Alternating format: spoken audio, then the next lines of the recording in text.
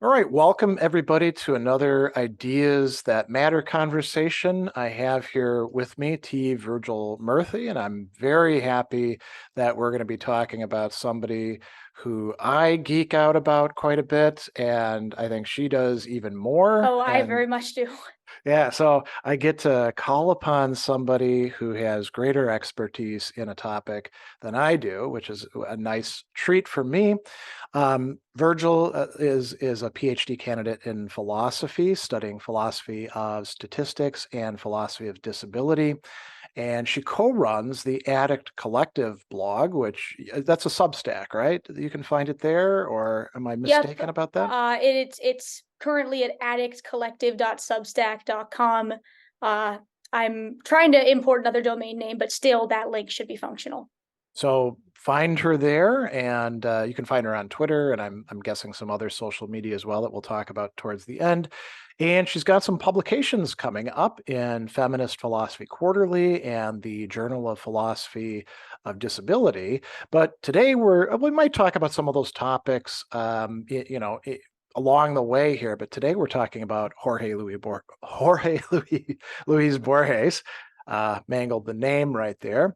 And it's cool to find somebody who not only, I think we got into this conversation on Twitter because you'd pointed out that people were getting certain stories wrong typically in the way that they were portraying them. And that's a topic I really want to pick your brain on because I've seen that too. Though probably not to the galling extent that you have, because I'm not as connected to Borges circles. But you've also translated some of Borges' stories, right? Yes, and I have sort of an ongoing project about it that I'd like to spend more time on, but I've translated a couple. I have publicly available translations that I've done of Library of Babel and of Tlön. Oh, Um, but I tend to be, and these are for very specific reasons, and they're stylized. I'm not a trained translator, and there's a lot of regards in which I'm not as well positioned with authority for a translation as other people might be. These are geared towards very specific things, which are themes in the stories or particular lines in the stories that I feel have been generally mm, mistranslated or misdeployed. But the people not understanding Borges in the way that I personally think, is correct is sort of one of the bogeymen of and banes of my existence.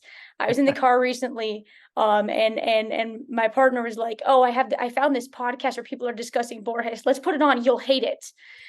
Because these kinds of conversations about Borges that were being had are claiming things about his interpretation of infinity or of immortality that I think are misinterpretations or whatever. But like all people are, I think about their specific, interests that are close to their heart, I can get pretty particular and oftentimes even catty about my interpretation of Borges and about things that I feel are misinterpreted in public discourse. so you mentioned immortality, and there's a couple stories where he's playing around with that, right? But did you have in mind the Immortal as the main one that you're talking about, or a different one? Yeah, I was thinking about the Immortal. It's one of the more famous ones, and there's a lot of public facing conversation about it, which often seems to revolve around this sort of commonplace, fashionable idea that mortality is what makes life meaningful, Right. or that when somebody is living forever, they've run out of things to do and they've run into this pervasive sense of ennui. I really don't think that's what Borges is trying to get across with that story. Yeah. Um, I think you're right about that. I don't see that in that story either. And I think that that trope is very common in vampire literature and also in, movies like Highlander, at least with that one, you got the spice of, oh, there can only be one. So we have to do like sword duels and cut each mm, other's heads off and all of that. But the idea, well, what are you going to do with all of this time?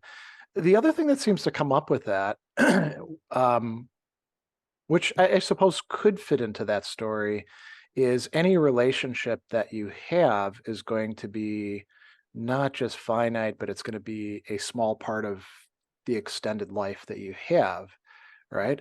And you could Right, interpret. like a sort of what's the trope's name for this?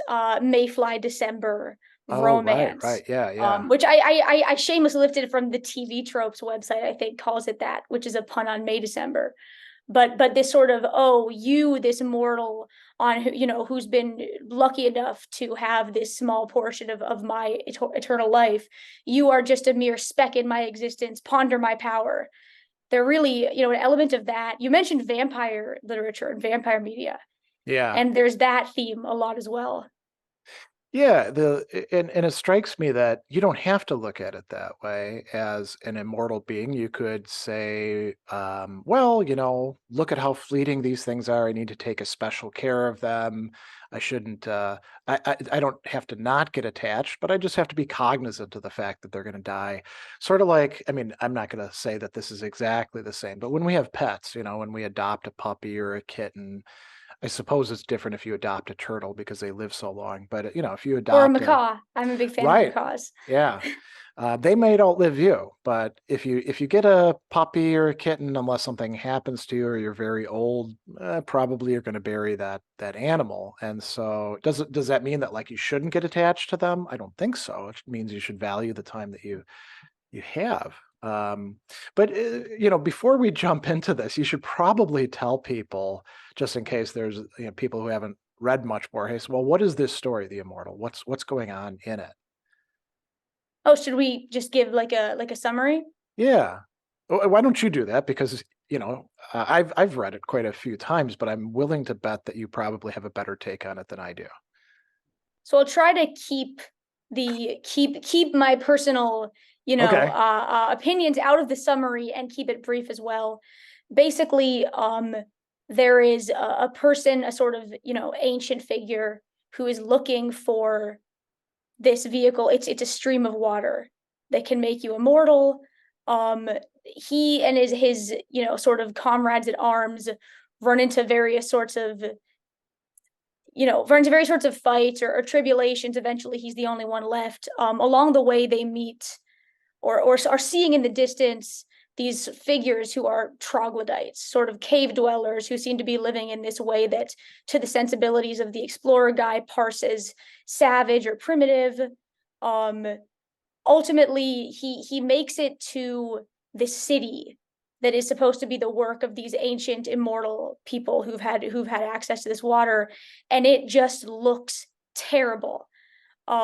This is sort of a profound turning point of the story. He looks at this city and it's very Asherian, and it seems to be built without meaning or without cause. There's turrets facing different directions. He finds it very upsetting. He almost vomits at the sight.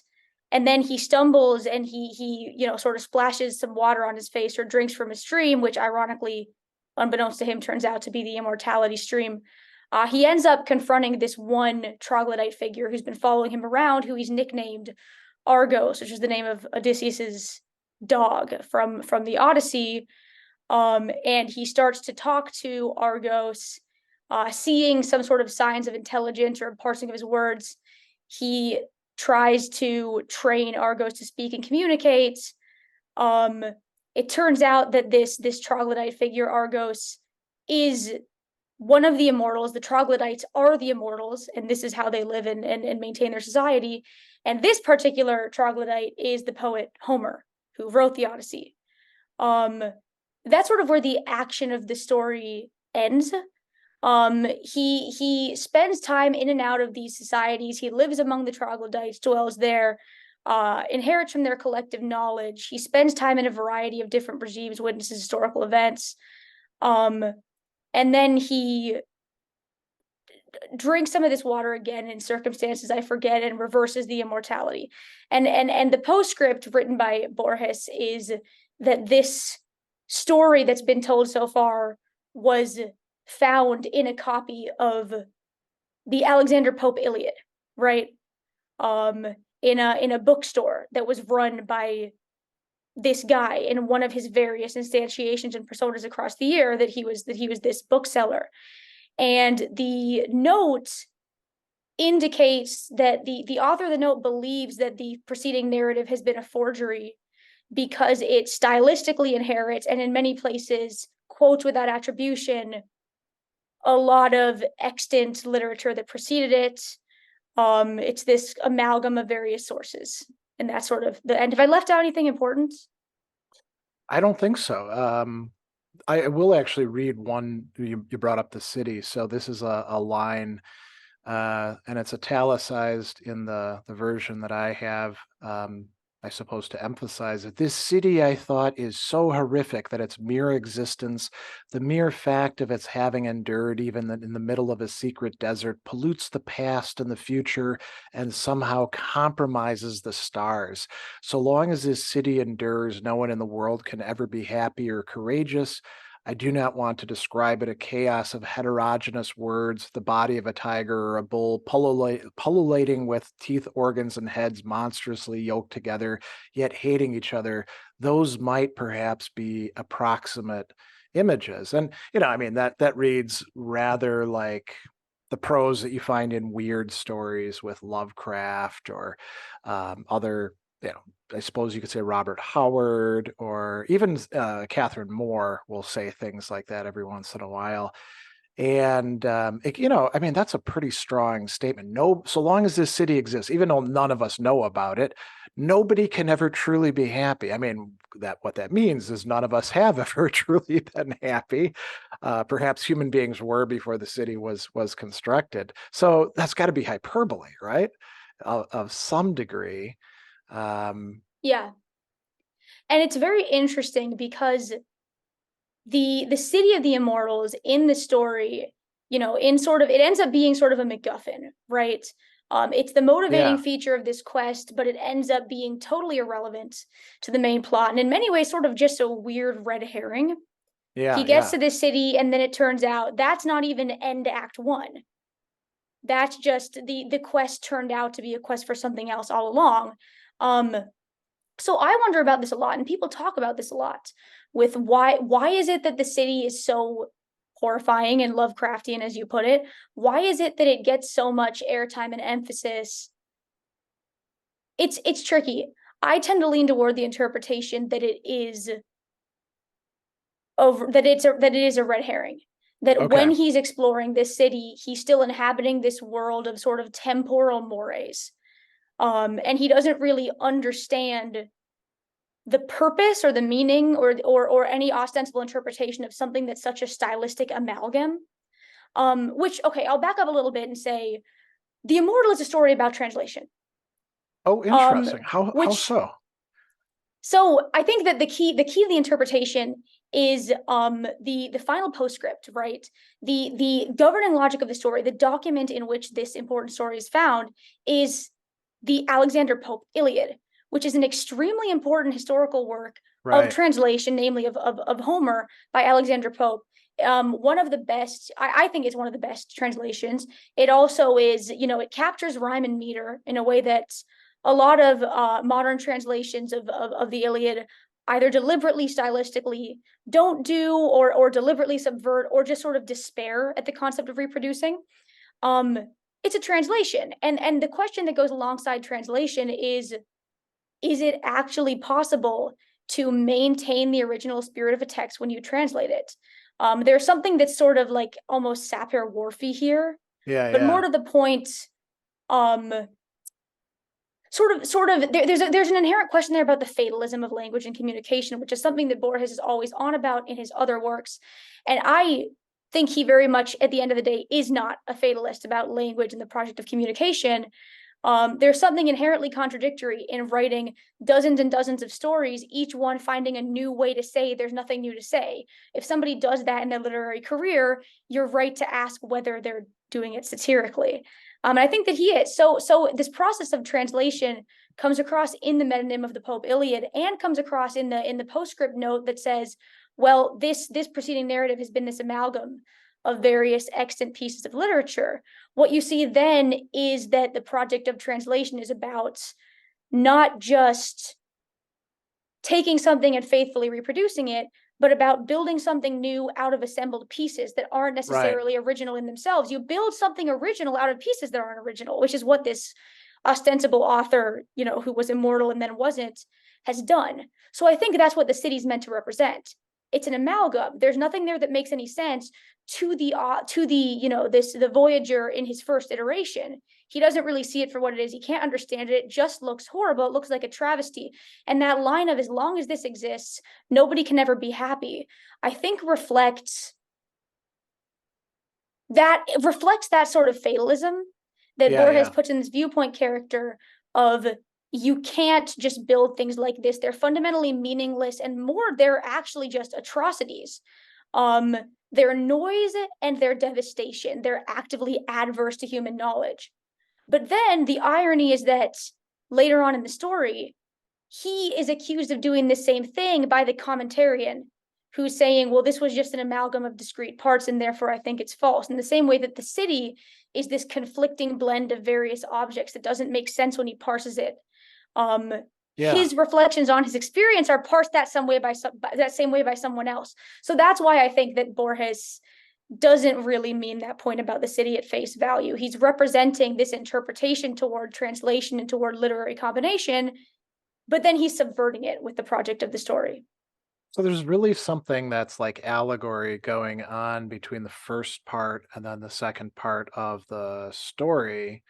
Um, but it's not easy allegory where you can be like, oh, here's the surface story, here's the deep story, here's what's if we want to use signifying, signified kind of semiotic language, here's the signifier, here's the signified. They both reference each other, and you get a richer story that way. So switching to talking about translation, I've done a lot of translation myself from French and Latin, and sometimes I supply my own translations for Greek or German. And when I first started translating, I produced translations that a lot of people found unsatisfactory because they seemed too literal to them. And I wanted to retain, like what you were talking about, a translation, this idea that a translation should adequately express everything that's there, including the style in somebody else's work. And, I thought, well, a translation should sound like a translation. It shouldn't sound like perfect English prose, because then you're not like pretending that you're reading something that was written in English. And Yeah, I eventually think this is very like that the okay, translator is supposed to be uncannily aware, and the reader's supposed to be uncannily aware, and that's the only way to be respectful of the original text, is if it is really clear this is a translation. Like yeah. that sensibility you're expressing, it makes sense to me, and I think that that's commonly thought of translation. Yeah, and eventually I found myself abandoning that because, and it was not because I had a better model or anything to turn to, but because I realized there weren't any good models for what a great translation, or if there were, it would just be how to translate this work. So you could have, Pope's translation, but that's not going to help me at all when I go to translate Hegel from German, you know. Um, I mean, I could try to keep Hegel's obscurity in the English translation, I suppose, but that's not doing anybody any favors. And I got to the point where I think I became, what would you call it?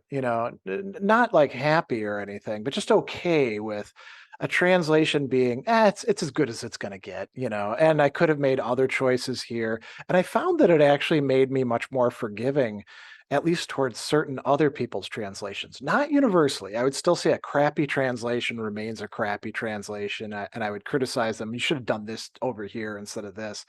Like when I'm reading, say, Marcus Aurelius, and I'm like, oh, this is really misleading, and the person should know that this is going to mislead the English reader, translating certain terms in ways that could be tricky, which wind up like figuring into quote pages later on, and people just regurgitate that. But I've been very forgiving towards, let's call it, anywhere from excellent to intermediate translators, in part because I'm like, well, I can't translate that well myself. And that was very liberating for me because it meant I didn't have to be as ticked off with as many people as I typically am. I'm somebody who struggles with anger problems, so it's important for me to remove possible instances. And I'm curious. So I'm imagining that you've probably had kind of a trajectory yourself in your own approach to translation, and I'm willing to bet that it's significantly different from my own.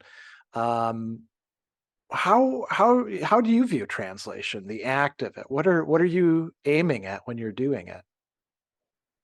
So I want to find this one file on my computer, which is a translation I did once that captures this clearly. And if hopefully I'll be able to get around to it later and find it. Okay. If we come back to this. But in the meantime, on the topic of translation, I tend to agree with what I take as Borges's ultimate view of translation. He talks about this as I claim in in Immortal. He talks about it in Tlön, even though it's just a sentence or two. Okay. It's very implicit throughout Babel. It's very explicit throughout the Search of Averroes. Oh, Or right. We should talk about that one. That's a good one. It's Yeah. and what I think comes across really interestingly is the mandate, the project of translation as positive and creative, and importantly, the translator's contribution, that you are not a passive vessel who's just a conduit, who's taking something from point A to point B, where it remains the same, untainted by anything that you thought about, anything of your own personality, and is just, available to a wider audience, but rather it becomes an amalgamated feat. It becomes your work and also the work of the original author. And as successive translations, proceed, as people translate, then maybe the translation that you did into still other languages, or even if you're a translator in the very occupational sense, Right. say you are a translator between English and ASL. What you are doing in that capacity is generative and involves your intellect, involves your creativity, involves your parsing of things and your worldview. We can despair about that and say that this means translations are tainted and they're not pure, or we can regard it as sort of a grudging inevitability, or we can celebrate it and try to interpret it as transgressive and interesting in some way in and of itself. And my opinion is very much the latter. Okay. The fact that there is no such thing as a pure translation isn't really, bad in much the same way that somebody who doesn't speak the language that some original was written in can't necessarily access that original and what the author meant by it and engage with the text, and has to engage through the translation. In that same way, somebody who doesn't speak the second language can't engage with the translation and with Right. the work of both those authors in concert. So there is always, epistemic access that some people have and that some people don't. And your positionality with respect to what languages you know or don't know, etc., confers opportunities. It doesn't just build fences. Yeah. I think it's very I, s- cool. I suppose too, there's this idea lurking out there that some people have, and it might be analogous to the idea that people have about like what it is when you've really mastered a philosopher and their works, that there's something, and maybe we get this from video games or from other things, like there's certain like levels, or you can reach a certain point where you've mastered something. And I think that's just not the case. So like, translating Aristotle, for example, right? So just even reading Aristotle, I know very few people who've read every single text that we think is by Aristotle, including a lot of Aristotle scholars, because you'll mention things to them from the topics, and they're like, "Oh, yeah, haven't read that section before. I should go take a look at that." And there's this tendency, I think, among people who haven't tried to do translation to think that like, well, we could like rank translations maybe in some sort of absolute order. This one's closest to the original text. Well, I mean, it's an epistemological problem. How the hell would you know that unless you actually read the original text? And assuming that there aren't like multiple variations of the original text, and then you look at the translations. I mean, we can definitely say some translations are better than others. Like, it's easier at the low level. We can say, oh, this one sucks, but like which ones are the absolute best for this author? That gets it's very much It's relative to what we're looking for. it gets so subjective. It Yeah, gets inherently bound up with our interpretations of the original author's intent. right. Whether, I Yeah, mean, even two people can agree on the way in which a certain sentence should be phrased or framed and still disagree on whether it was meant sincerely or sardonically, and that can change everything. There's all these subtle yeah, differences. And that's why I think it sort of, saves us in a way to regard translation as this meaningfully creative act, because otherwise we are just in such big trouble. yeah. An interpretive act, right? Now, I don't want to stay on translation forever, but one of the things that I've liked about translating works is, and maybe this stems from a sort of laziness on my part, I like taking somebody else's words and just trying to see if I can render them effectively in English, because I don't have to do any original thinking of my own. Not like when I'm doing my own work, which isn't really that original anyway. Most of my work is like in the history of philosophy. So I'm saying, well, what's Aristotle saying and how does it apply to our lives? Or what are the Stoics saying? Or what's Anselm saying? But I like to think there's a little bit more hard intellectual work on my part. And it's not that translating isn't hard intellectual work, but it's a different modality of it. Just being able to give somebody else voice in a different language, for me, it kind of took the pressure off me. And I'm wondering if is that at all like what you must have some joy in translating. And so I'll shift the topic. What's the joy that you get in translating? That's a good question. And I did manage to pull up this file that I Oh, was good. looking for that I wanted to use as an example. Um, the joy in translation, I am not really a translator by trade, and I think that all things considered, I'm really not very good at it. I'm better at some things than others, and the only other language that I'm passable in besides English is Spanish. I There's something very exalting about translation, but there's also something very technical about it. And the Okay. combination of those two things has always interested me. The other thing that I study, you remember when you introduced me, philosophy of statistics and philosophy of disability. Well, those seem Yeah. pretty different. And in a way they are, and this tension is actually quite generative, that I really like to explore something technical. And yet I also like to be able to do that creatively, which I think is what a lot of math is about. So in translating Borges, although as I mentioned, this has always been more motivated by specific gripes that I have with existing translations, or with specific desires to, Yeah. like, I'll read in the Spanish and I'll be like, oh, this sentence is so important, and then I'm motivated to translate because of that. Um, I translate I've translated a little bit of Spanish poetry, and of other Spanish prose. I was really into Teresa of Avila. Oh, okay. Yeah. So Libro de su Vida, of course, is like, the book she's known for. But she has some poetry, and she has this one poem, um, which is in the Spanish titled Muero porque no muero, or Vivo sin vivir en mí, which is variously translated as I die because I do not die. And the parenthetical, I live without life in me. So I have a translation of this that I go back to and look at a lot, and I look at the original a lot because it expresses for me what I find so interesting or generative about translation. The most apparent and interesting and gripping features of the original are the meter and the rhyme scheme. It's Right. Yeah. it's a very specific meter and rhyme scheme, and I'll read you a stanza, and then I'll read you a stanza of my translation. Let me.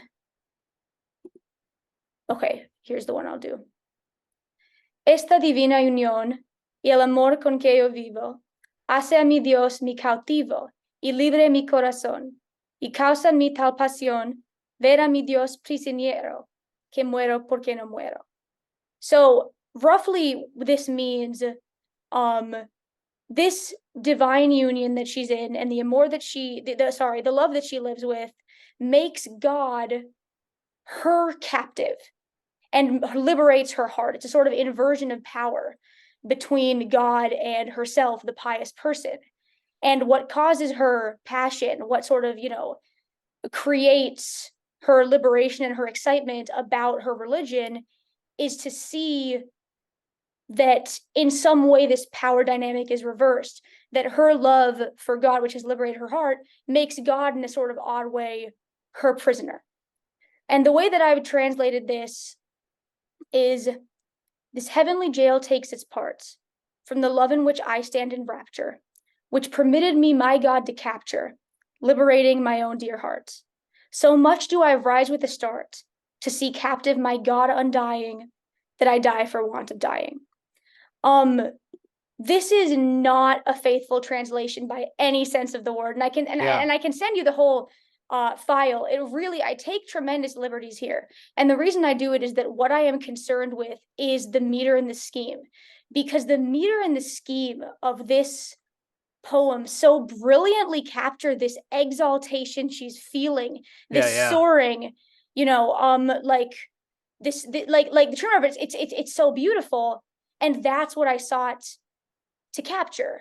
I find that to be at once very technical, because you get to the end of a line and you can't find the right word, and then you have to go back earlier in the line, and then you have to change a word there. You're sort of trying to make all the ducks line up. Yeah.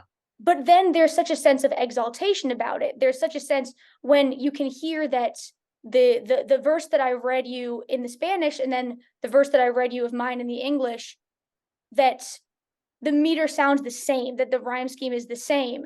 That's the element of translation, the capture of which brings me a sort of catharsis almost, or a sort of relief. I wonder if that makes sense. I feel it's a little abstract. No, it does.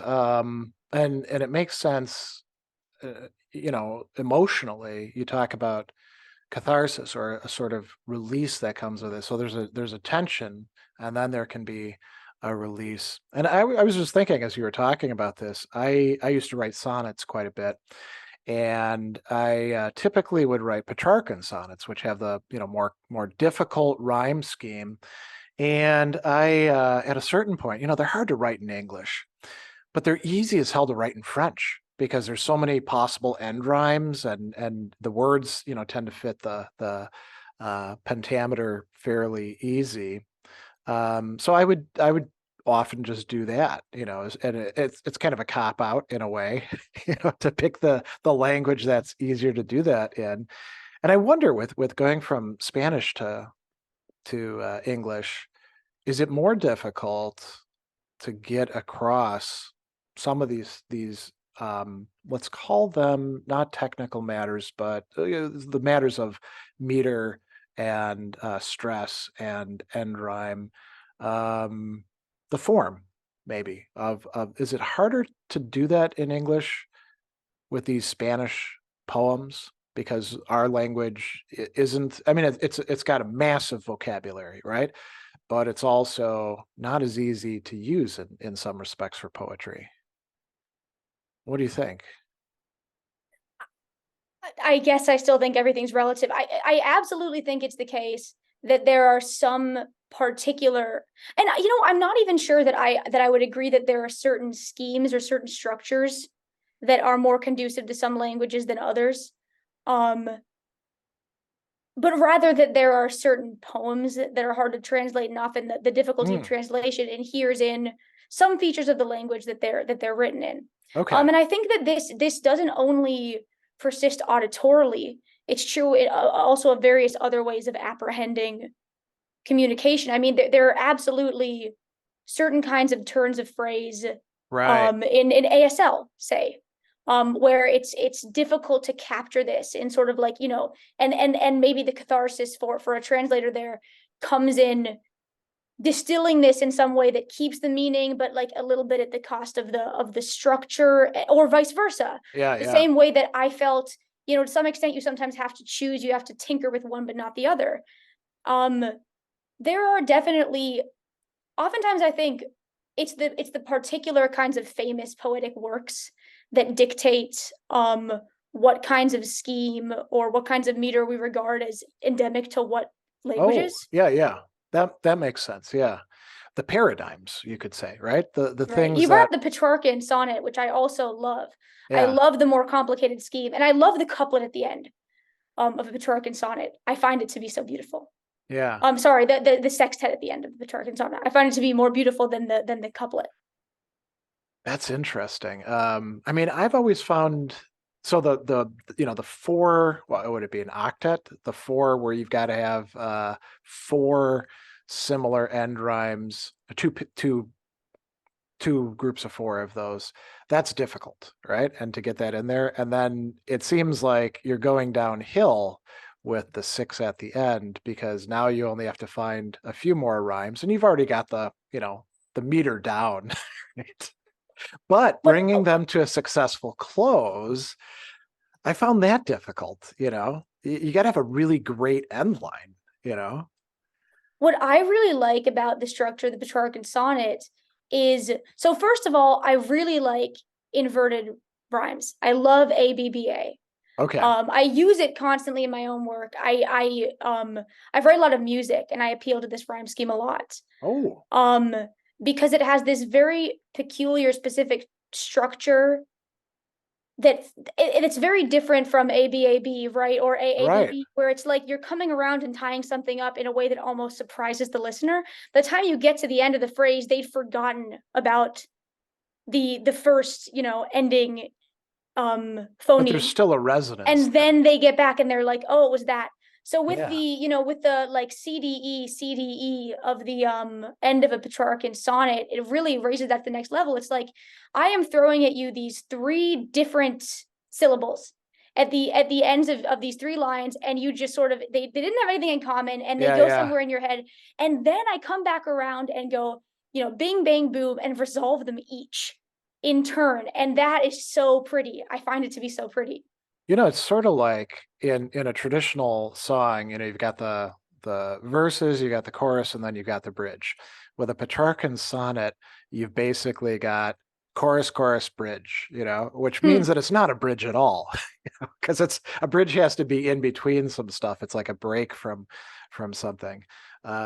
In a way, and I don't know if you're going to like this analogy at all. So Black Sabbath, when they first started coming out, one of the things that's characteristic of their songs that they've remarked upon, reflecting on their songwriting process later, is that a lot of their songs are actually two or three songs smushed together. They're not one integral song that has the traditional, verse, chorus, bridge, verse, chorus kind of pop thing that you can do. Instead, it'll be, you think about like some of their songs where they start out slow and it goes slow for a while, and then it's a totally different song, but it fits.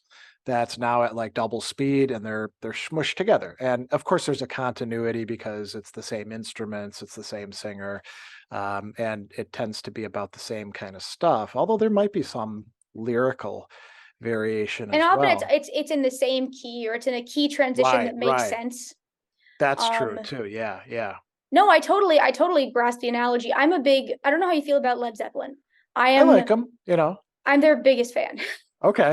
which you probably, I guess, I don't know whether listeners to the series will see my appearance or whether it's just audio, They will but see it. Yeah. okay, yeah. So you probably guessed, I look like somebody who'd be really into Led Zeppelin, and I am.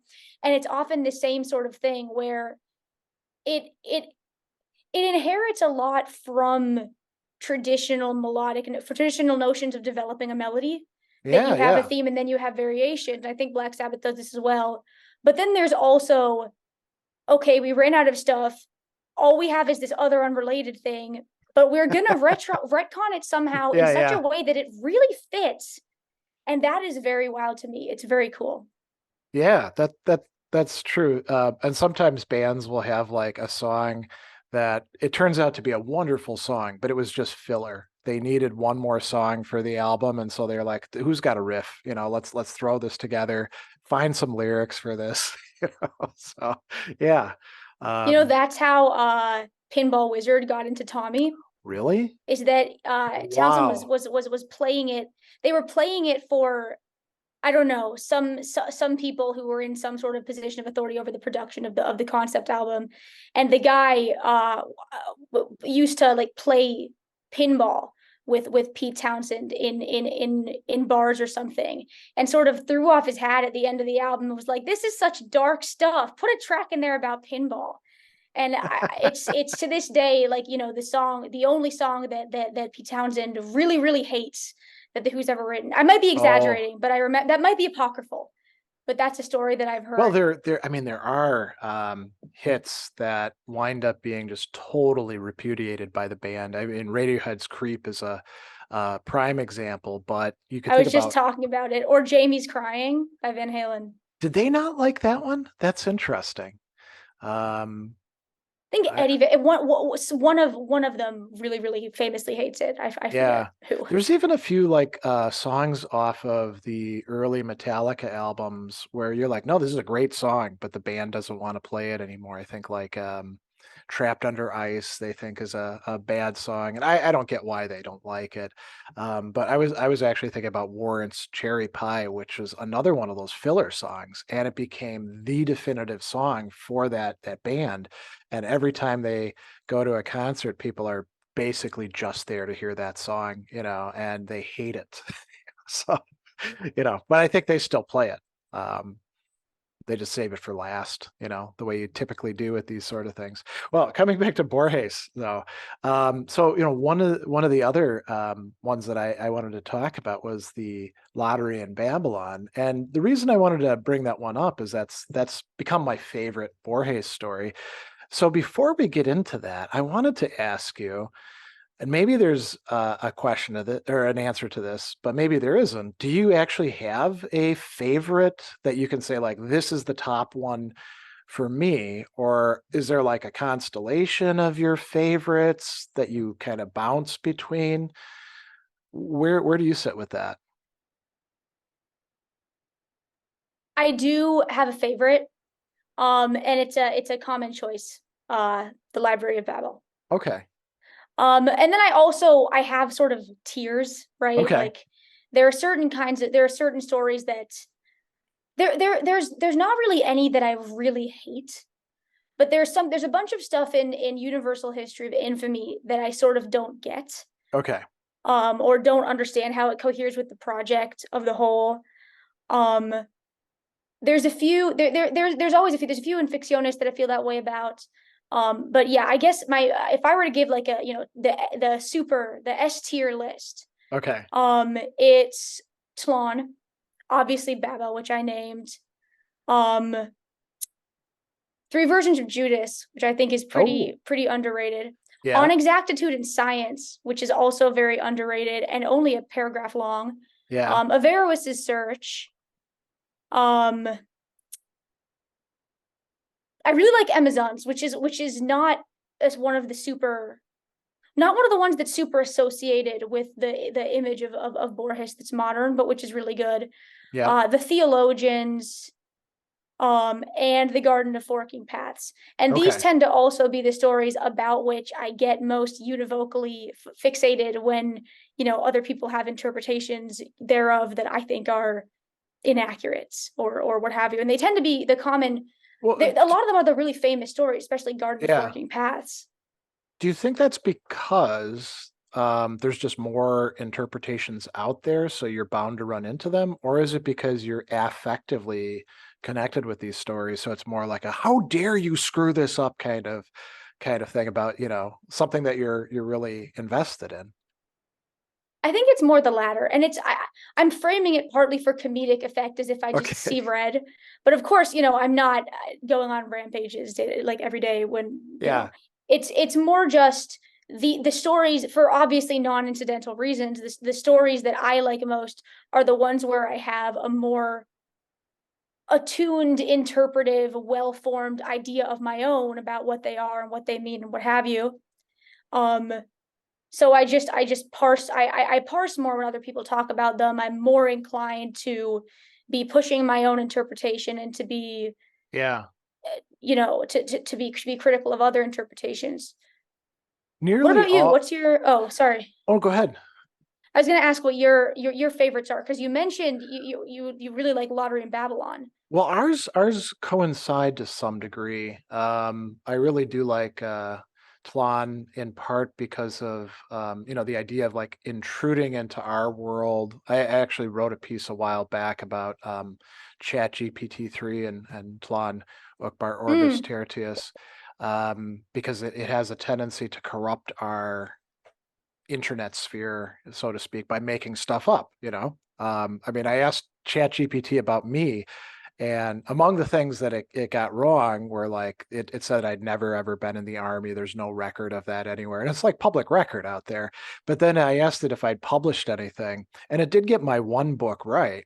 And then it attributed to me 6 books written by my colleagues, and then it made up a whole book, you know? Yeah, ChatGPT hallucinations Yeah. are so So funny. so I Yeah. think I think Tlön is actually really timely in a certain way. I do love Garden of Forking Paths. That was the one that actually got me into Borges. We read it in a um, world literature class when I was in college, and I was like, "Holy crap, what is this?" And then I went out and bought Labyrinths, and then I later on found out that Borges had written a lot more because I am not a very good scholar in some respects.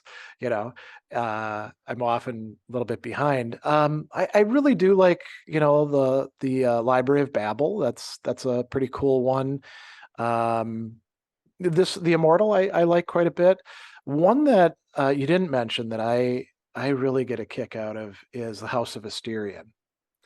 And it's because of the idea, really the only thing in it that I particularly get captivated by. 14 is infinite, right? And so how do you parse that out? A finite number is the signal for something being infinite. And I thought that's kind of a cool idea. Um, and then, there's other ones that 14 being the 7 and 7, yeah. the sacrifices Well, it's let me to actually the Minotaur. that's part of it, but it I also haven't read has House of Asterion in some time. it has 14 doors. And The Labyrinth, okay. so the suggestion is that 14 is what it factually has, but that the labyrinth could be the world. It has infinite doors. And I mean, I never got around to it. I always wanted to write a book called 14 parentheses infinite, which would be like philosophical examinations of 14 Borges stories and saying, this is good enough. You don't have to do any more because 14 will cover the whole Because of the works. hey, you know where to find me if you want me to contribute. I think that's a super cool idea. Yeah, that It also actually, it reminds me of the ending of Library of Babel, where he's like, okay. allow me to explain how the finite is infinite. It's Yeah, because the yeah. library is cyclical. I gotta Yeah, reread House of Asterion, but now that you brought that up, I had never thought of that commonality before, but it seems like a similar mathematical attempt to reconcile the finite with the infinite. I had thought about like writing it as a book myself, but now that you bring it up like that, it probably would be much, much better if it was done by 14 different people who actually, care quite a bit about Borges and are interested in it. And I mean, here, we're getting way off into like the weeds here, but I would actually think maybe so you have like the story itself, maybe a few like little selections from it, and then you have the person's essay, and then like each person who contributes to it would have to write a short little commentary on at least two of the participants' essays. And they could be like scathing, oh, this person has totally gotten Borges wrong. We put it in there. Or it could be like affirmatory, or it could be adding something that was missed, Or it could be a postscript as if that was a found essay, like Borges would add to. ooh. So maybe not, but that would be funny. No, I think that's an interesting idea. And so, maybe we'll do this. I think that's kind of a cool idea. You know, you'd have to get people who play well with others, as we say. You don't want anyone who's just being a jerk, but I'm sure we could find them. So Um, how did we get on to that? Oh, we were talking about House of Hysteria. And so Mhm. I've got my favorite stories. And then there's some that kind of go in and out. Like Funes the Memorious, I always thought was an interesting story. And like if I was going to do something about Borges and philosophy, I would obviously have to go in there, but I'm not all that enthusiastic about it. As a Me and neither. I think part of that is because I used to be really into philosophy of language, and now I'm less about that. If you're a philosophy of language geek, that's probably the story for you, right? Yeah, no, I definitely think the tonality is Diary of Tristram Shandy is now just so permeated in the zeitgeist, Okay. right? This sort of like recursive, like you're writing, what happens to you each day, but after the first day, you're just writing about that you've been writing. Like Right, right. this is now sort of a well-established concept, which I think makes Funes lose some of its bite. Um, Do you think that some of these stories have a bit of a shelf life, um, culturally that way? Like, because you see this with a lot of cultural products where they're held up as like, holy crap, this is amazing. Look at what they're doing. And I'll give you an example that has nothing to do with Borges. Citizen Kane, right? Everybody raves about what a great movie it is. You watch it and you're like, I hope I'm not, you're not a Citizen Kane like a aficionado or something that I'm offending you, but you watch it and you're like, it's. I get what they were doing, but people do this kind of thing all the time now, and it's not gripping me the way that it should. Do you think that there's some Borges stories that are like that? yeah, I think that's inevitable. I mean, there's almost like a Foucaultian thing where the mythos of the story or the public, like with Citizen Kane, right? Like the Yeah, public perception and the celebration of it itself contributes to then when people go and watch Citizen Kane, they're not just watching the movie as they would have been in 1940. They're yeah, watching this accumulated thing, and there's all of these cultural signifiers that are bound up, signifier versus signified, as you yeah, brought yeah, up earlier. I think the same thing is inevitably true of any contribution to culture. Um, and I tend to think even with those Borges stories that are really clearly indexed to some place in time, they'll at some point later again they'll be relevant. But yeah, like there are fluctuations in the salience of different stories over time. yeah. So, do you have in mind things like Deutsches Requiem, where when he wrote it, it was kind of fresh. He's writing it at the end of the 1940s. It's harder for us to relate to, this notion that like the German nation had basically like devastated itself through starting this massive war. I mean, Germans nowadays, except for a few, they swung to the other extreme and they're like, we're never doing that sort of crap again. This is, but they hadn't in 1949 when that came out. Deutsch's Requiem, I think, is very relevant still. There are a lot of Okay. there's a non-trivial subset of Borges stories that are about. I'm trying to figure out how to say this in a way that isn't just what's coming to mind, which is a self-hating protagonist. Okay. But There are quite a few of those. Yeah. that's what we have in Deutsch's Requiem. It's very much and very saliently, it's the major point of Garden of Forking Paths. And it comes up elsewhere too. The Tale of the Compass and the Hero. It would be one of those. Yeah. Yeah. Or The Other Death, which is one of the less Okay. known ones, but one of my favorite. I For some reason I left it out of my list of favorites. Um, there are a bunch of stories he writes in which there's sort of an individual who's engaged in a very peculiar form of like something I guess we'd call hypocrisy, or sort of being acutely aware of their own position, like within some marginalized group, within a marginalized racial group, within a marginalized, I mean, in Deutsches Requiem, it's disability, right? Um, and then they turn around and sort of inflict violence on others. Okay, yeah. And this is also, I mean, this is so Garden of Forking Paths has this similar the main character is this agent of state power. Right. I haven't really thought about thinking about these stories, grouping them together beyond just sort of like that's what they have in common. What does that mean? Why does he talk about this so much?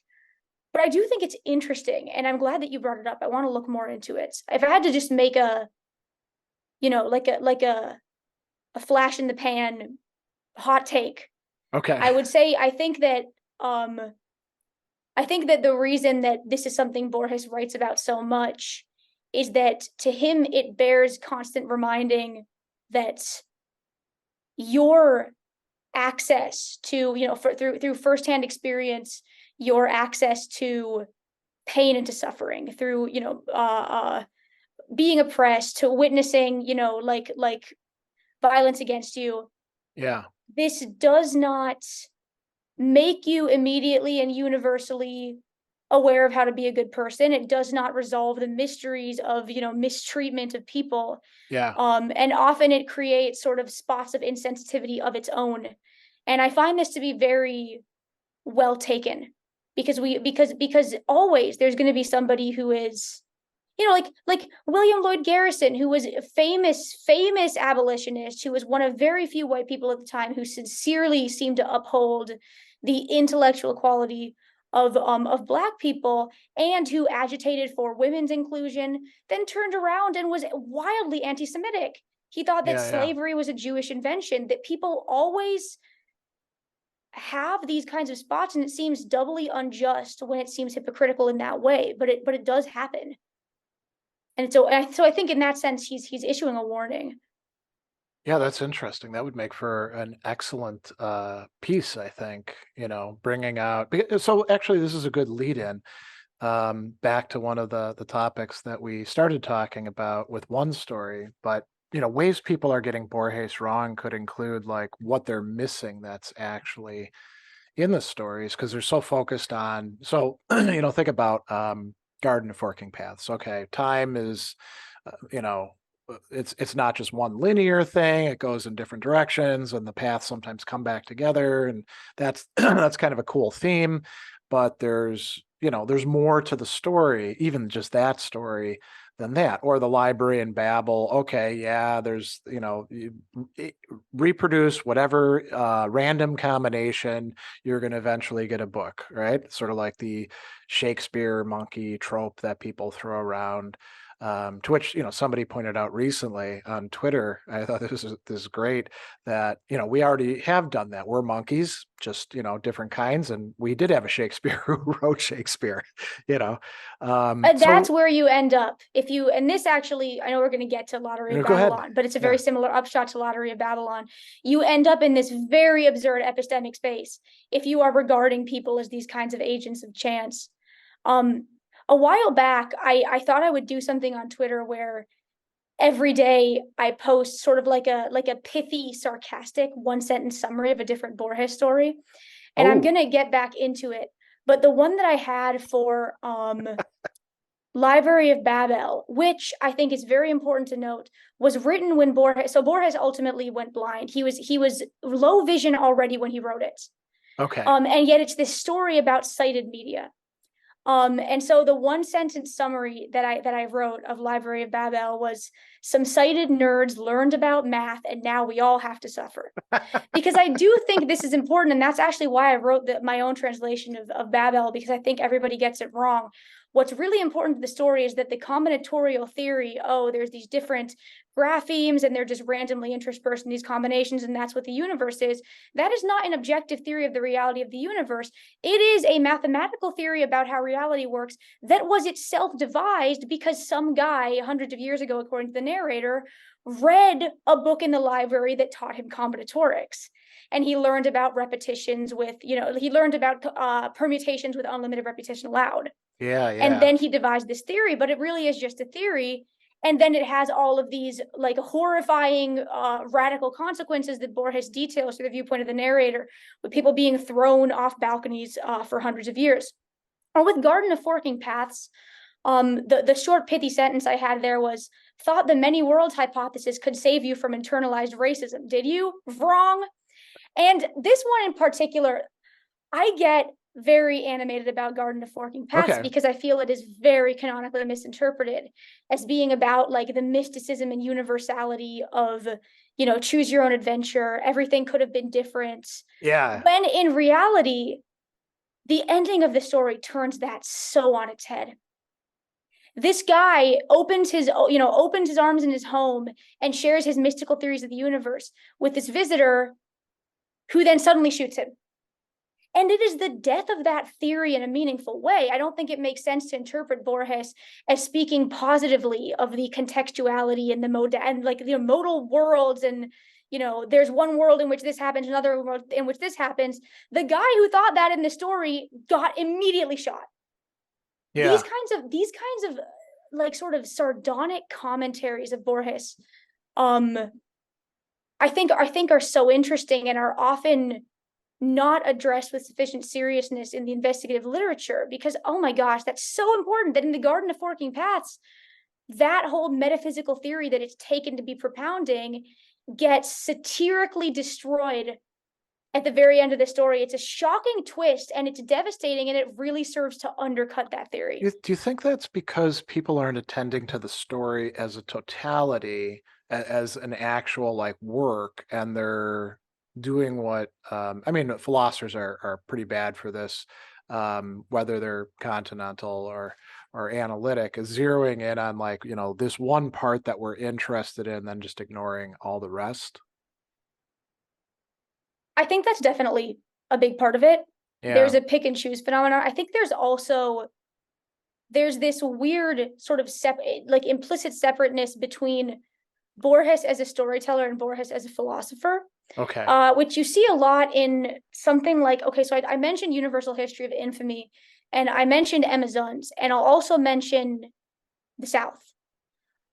Because there's a big difference between stories like those and then a story, if we can even call it that, like the one that we've been through a distance talking about, namely Lottery in Babylon, Yeah, which yeah. is, or like Tlön also. These are very different kinds of things.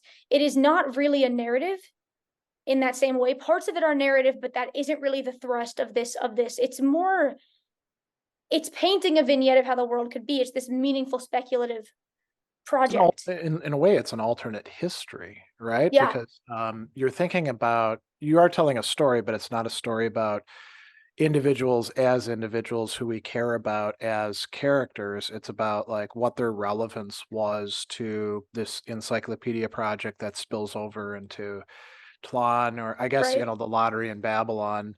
We do have a narrator and he tells about what his dad told him, but he's really telling And then this. he's waiting for a boat. Like there's things Yeah, happening, yeah, but the action is his relaying of this story. yeah.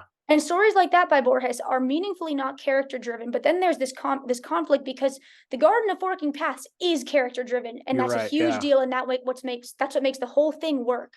Is that there's this person who is a character who has this set of motivations, very idiosyncratic set of motivations. And I think that's part of the reason, beyond just sort of the cautionary tale that being oppressed doesn't make you immediately able to apprehend and act with kindness. There's also this other feature, which is, because this is such an idiosyncratic motivation, it gets this main character, it really parses.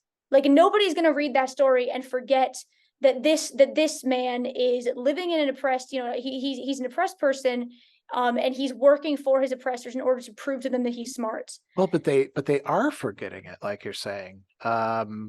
When they focus just on like you called it, and I think this is really apt, the choose your own adventure, and that refers to these choose your own adventure books that we used to get as kids, where you're like, do you attack the snake, turn to page 87, and then we find Right. out, and you always like kept your finger in the thing in case you made the In wrong case, choice, so you could yeah. backtrack. Yeah.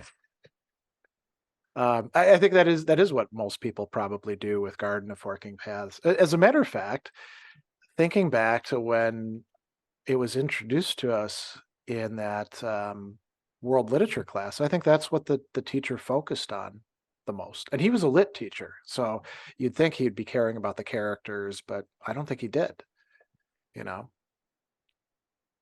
what I mean is more that it doesn't tend to go without mention. Okay. Whereas sort of like character-oriented details in other Borges stories do sometimes not merit a mention, whereas this one in Jardín tends to get mentioned.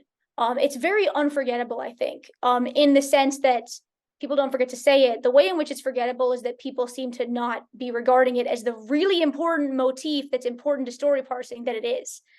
That's sort of I don't know. I do think this is downstream of this disconnect between viewing Borges as making some sort of philosophical statement about the world and viewing Borges as telling a story. And in some cases, it does seem like he's doing one or the other, but in Jardín, he really is doing both, and they interact really importantly. The storytelling, the forward thrust, the narrative, the objective of the character, and then his deployment of that objective interacts really importantly with the metaphysical theory of reality that Borges is mounting in such a way that it comes across on reflection as if the medical theory is being metaphysical theory of reality is being critiqued rather than forwarded.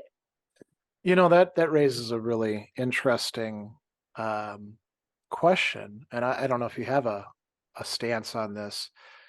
Would you say that there is some sort of overarching, here's what Borges actually thinks about reality that he's worked out, and we can say that it's philosophical, or is it that he's got like several different, takes that he's playing around with, and maybe three of them could be in his mind true, but he's not quite sure which one, so he weaves them into the stories. One would make him essentially an allegorist, and he didn't like allegory. He says that in one of his essays. And then the other one would, I guess, suppose make him a kind of pluralist, we could say. He's not just somebody who just says, "Oh, here's a philosophical idea. Let me see if I can weave it into a story." Right? Make some progress with getting some words on the page. It's clear that he has some views about things, but do you think there is like an overarching thing that it doesn't necessarily have to appear in every single story, but that would make sense of it? Like there's a Borges code that we could call out? I think there are a few central themes or convictions that pop up a lot in Borges' work. I don't know if I don't think he's really a systematic philosopher, right? Where it's a grand theory of everything. But I mean, sort of the canonical thing is he's saying stop sort of like fixating on fatalism and anti-ing yourself out of doing things. Yeah. That's sort of a big upshot. Like I think that comes across a lot in almost every story that we've discussed. It's very particularly present in Babel. It's particularly present in Lottery. There's a lot of things. That one is central, but it's not an exhaustive description of what Borges is. And it also is the case that he just is a guy who is as driven by whim as anybody else. And he writes things because he just likes them, and he has his interest in his dispositions. I mean, why does he have sort of this like sociocultural fixation on certain aspects of agrarian Argentinian culture? Why does he have almost an obsession with Jewish mysticism? I don't think these are like ciphers that will lead us to understand what his stories meant. I think it's just these were just interests that he had. Or bringing up the fact that he has, English ancestors, and, which then leads him to studying Anglo-Saxon, which is kind of a weird choice for anybody, He was also and this is something, that he and I share, as he was a big fan of Dante. And he wrote a lot about Dante. Yeah, you'd mentioned that that's somebody who you also do work on, right? It'll be a little bit of a detour, but what is it that particularly attracts you to Dante? If I had to say it in 3 words, I'd say God-shaped hole. Okay. So I don't know, it's very complicated. There is sort of a reason why the Commedia is one of these profound works of literature that people that always attract this sort of, you know, almost like violently adoring fan base, you know, among whose number I count myself through the Yeah. years. I read it my first year of college, and I just there are scant few stories or narratives or poems or any sort of media, movies, what have you, where I consume this media and then I can't sleep for nights after I've read it, and I'm just thinking about it and thinking about what it Oh, means, and almost not necessarily worrying, like in sort of like my system's been set not at ease, but thinking yeah, about it yeah. in a really seemingly time sensitive and pressured way. Library of Babel was one of these. Oh, And interesting. the Commedia was another.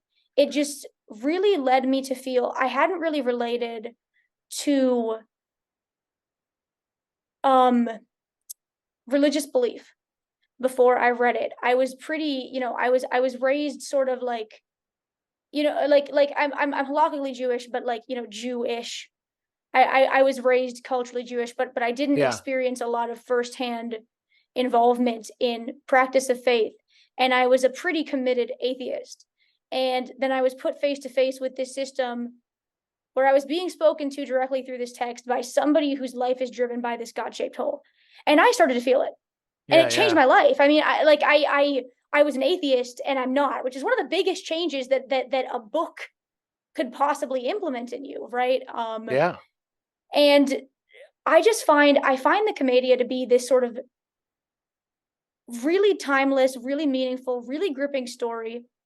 Um, it's archetypal in a lot of ways, but it also has a bunch of really weird idiosyncrasies that stick with you. Um, and that can't sort of be resolved by any claim about, oh, it's drawing from this, it's a hero's journey, and it's, you know, Yeah, these yeah. this happens. It doesn't follow formula in those They kinds of can't be ways. And schematized away, the ways in right? which it doesn't follow formula or things are Yeah. just in there for no reason really gets you to stick on it. Like there's an example that I always use, which is at the very end of Paradiso. And Dante is so Beatrice has gone back to her position in like the beautiful flower of the divine. Like every, you know, all the saints are petals. And Beatrice is in hers. And Dante is looking up at her. And she doesn't seem to be aware that he's looking at her. And what she's doing is sort of just screwing around. She's making a crown for herself by doing superhero crap with light. She's bending light rays to make a crown for herself. And Dante's looking in on her on this extremely intimate and just very bizarre moment that clearly was not meant to be perceived. Like that kind of thing in the Commedia is just so that keeps you there. I mean, yeah, it's a Yeah, story yeah. about finding God and beholding the beauty of God, but there's also stuff like that where it really it takes that old, you know, adage of God works in mysterious ways, and it's like, let me show you some of those mysterious ways Oh, because yeah, these things yeah. are weird. I just find that extremely beautiful, extremely confusing in a motivating way. It's why I picked the name Virgil for I myself. mean, it shows you that there's a richness to the human interaction with the divine that often gets left out in our theologizing about it. And I'm going to throw an idea at you that I've said in many other places and see what you make of this. I'm somebody who, you know, like grew up Catholic, but it's kind of similar to what you were describing.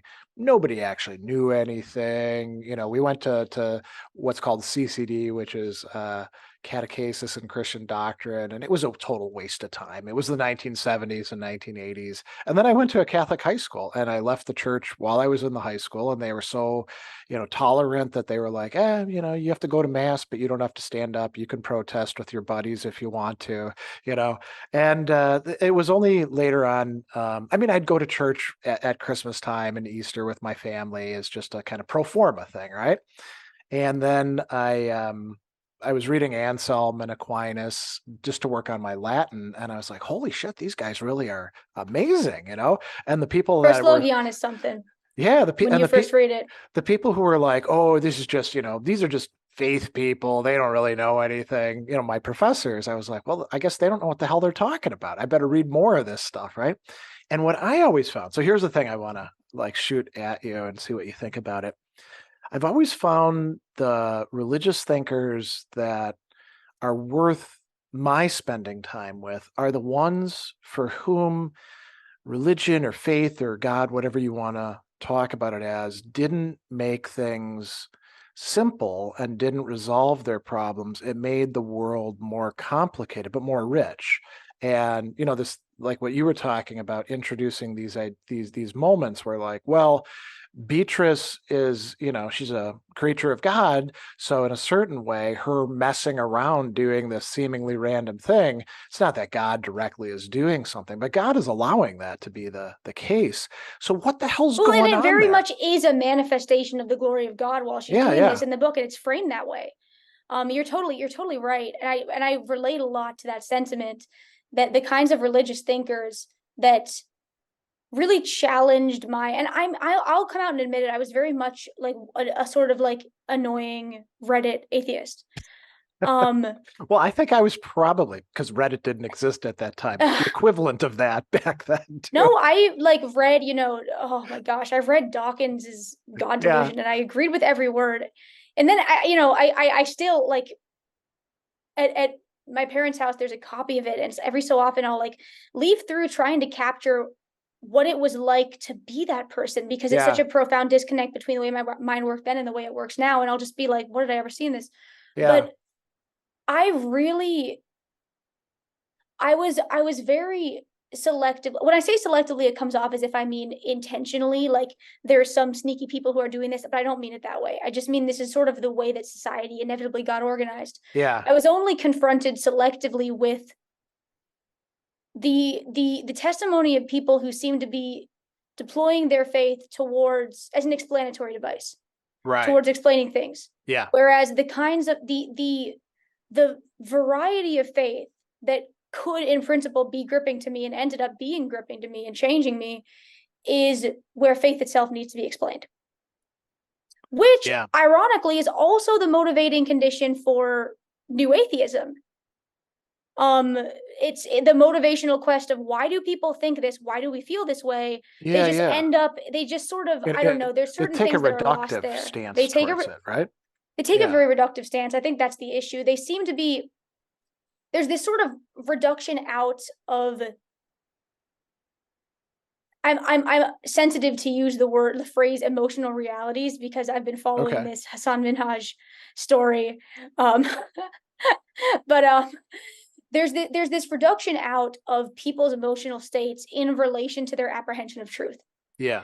which is of course actually ineliminable. I mean, just it just isn't true that facts don't care about your feelings, or if it is true, then too bad, my feeling doesn't care about that fact. Exactly. People Yeah. are motivated in specific ways by certain gripping ideas, by certain commitments. Even commitments to abstract logical principles are felt emotionally, and the relationship, to the divine, or to one or more divine beings, is necessarily going to be self-aware. It's necessarily going to be emotional. It's necessarily going to be sort of like this mirror thing of regarding oneself in conversation with something, and it's really difficult to apprehend if you don't feel it. It's a really tricky communication barrier.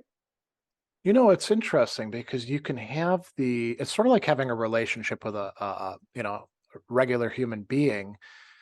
You can have moments or even long periods where you knew that you did feel something. Now you're not feeling it, like what they call the dark night of the soul or things like that, right? And it's difficult to deal with because there is that temptation to say, well, I'm not feeling it, so I'm just going to go back to doing whatever I was doing. But you know that whatever you were doing wasn't really good for you, right? And apparently some people like Mother Teresa struggled with this for like 50 years of her life. She heard God once, whatever hear God means to her, and then she like committed herself, and then she never had anything after that. And people do say, oh, she was kind of doing bad things here and there. And if I had 50 years of like you called it, the how did you put it, the God-shaped, The God-sized hole? God-shaped hole, Yeah, I mean, if I had right? a Like the hole feeling in that, your soul that there is something that you incline yeah, towards that is I mean, magnificent. I wouldn't have been taking care of lepers, even if I was like maybe grandstanding a bit. I would, I wouldn't be like a mass murderer or something, but I sure as hell would be in despair if I felt that for 50 years, you know? It's very, or I mentioned Teresa of Avila earlier. Oh, right. And Yeah. she goes on and on. So for her, it was very much a ping-ponging, where she would be experiencing these like extremely visceral, salient visions with like all sorts of sensory elements. Yeah. You know, she was a mystic. She was one of And the like, massive affective elements too. and then she was sort of, it's sort of funny to read her autohagiography given the hermeneutics we have now, where we Okay. would almost say that her confessors were gaslighting her. Like it's like Oh, reading this book with sort of the hermeneutics that we have now of the way in which relationships between people progress and are perceived. yeah, But she was yeah. experiencing these feelings and these sentiments and these visions and sounds and all of this. And then she went to her confessors, and they understandably, because imagine if somebody came to you and said this, were like, this is the work of the devil.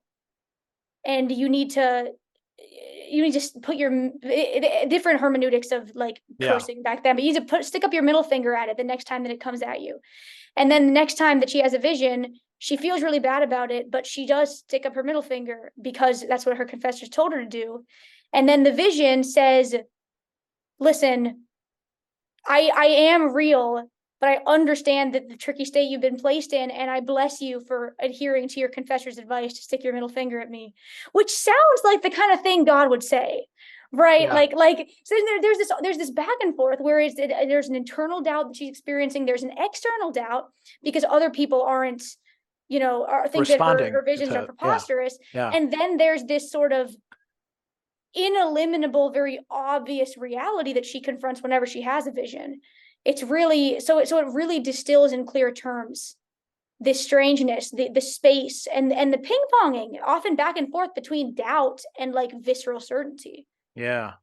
I mean, even Ansel, the proslogian, he says that, when he's recalling the whatever it was that he discovered, and we're not really sure if it's the formula quo maius cogitare non potest, or it's like the whole of the unum argumentum, which is all of the proslogian minus the last three chapters.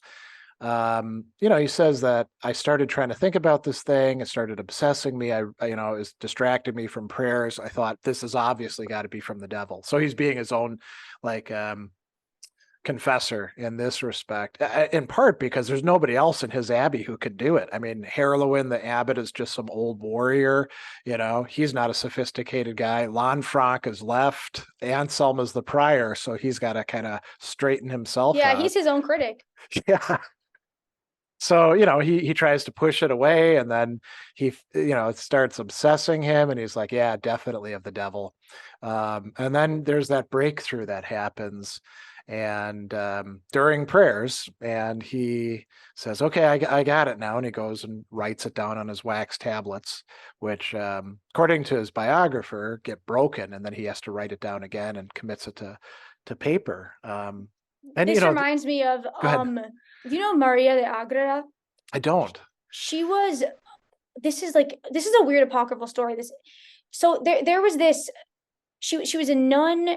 It's sort of like, I think this was sort of the height of the Catholic Reformation.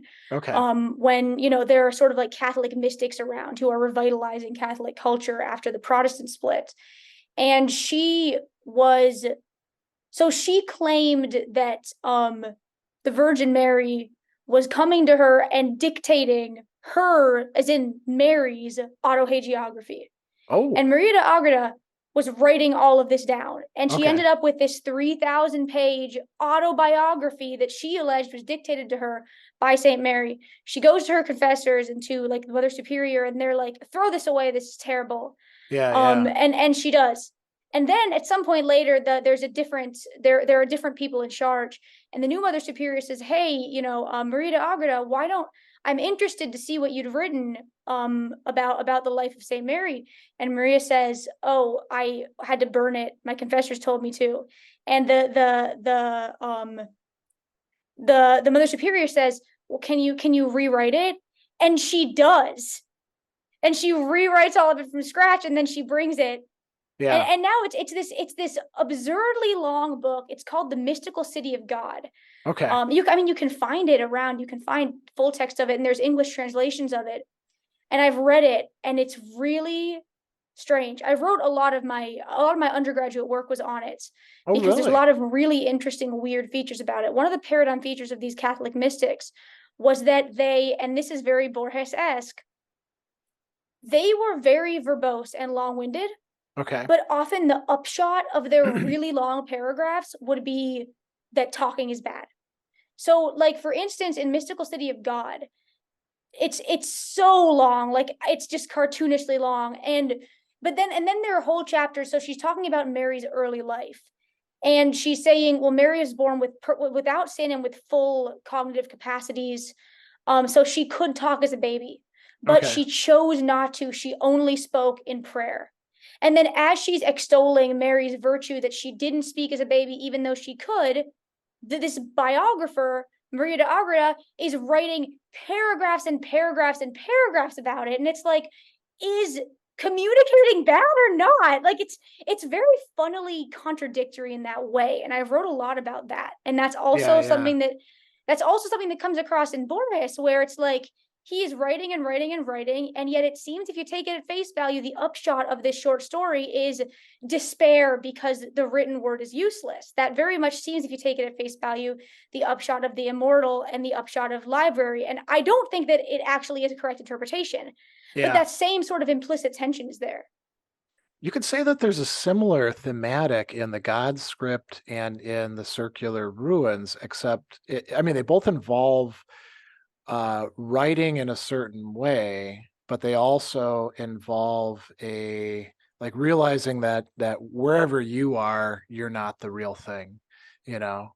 So there's a possibility of despair in those as well, I'd say, you know. Yeah, and in Varus' search, it's huge Right. there. Yeah. Well, we should talk about the lottery We in should. Babylon. So you want to give like a summary for, because I'm sure most of our viewers and listeners haven't read that story, and they should, right? Okay, this one's trickier because it's not really a narrative Yeah. story. It just describes a bunch of stuff, and I'm not sure I'll get the order right. Um, Well, if you do, that's chance. So it there you go. fits in Everything's perfect. chance. So the lottery in Babylon is narrated by some man who you can infer is a citizen of the Empire of Babylon. It's not clear whether this is meant to be the actual historical Babylon or not. Um, at some point in the history of this empire, um, the practice of lottery, right? You know, like casting lots, and then there were winners, and some people get rewards, became instantiated through variety of mechanisms into basically the whole government. So everybody participates in this lottery. It has these sort of weird mystic or religious elements where you're writing things on sacred tablets and you have to consult with the stone lion statues, but I'm not going to include that in the summary. Everybody, draws these lots, and they dictate your fate up to an extraordinarily minute and specific degree. So it can be that, Yeah. one lottery outcome says that you are going to get married. The next lottery outcome says to whom. The next one says when. And then the fourth one calls the whole thing off. And then the fifth one uncalls it off. Like, it's Yeah. Yeah. almost an infinitely recursive thing where additional information is always provided that can extend or change or negate the previous verdicts of this lottery. So basically, society becomes entirely governed by this lottery that all of the members of society are playing. There's a variety of speculations about the people who are arranged in some organization or institution who run the lottery, who are known as the company in the Hurley translation. In some others, it's the corporation or the Oh, enterprise. interesting. In my not done translation of this, I call it the enterprise. Okay. But basically, there are various worries about the motivations of these people and whether things are truly up to chance. They issue a memo that sort of says, well, if there are errors, that just makes it even more chance, and everyone's thoroughly Yeah. convinced by this.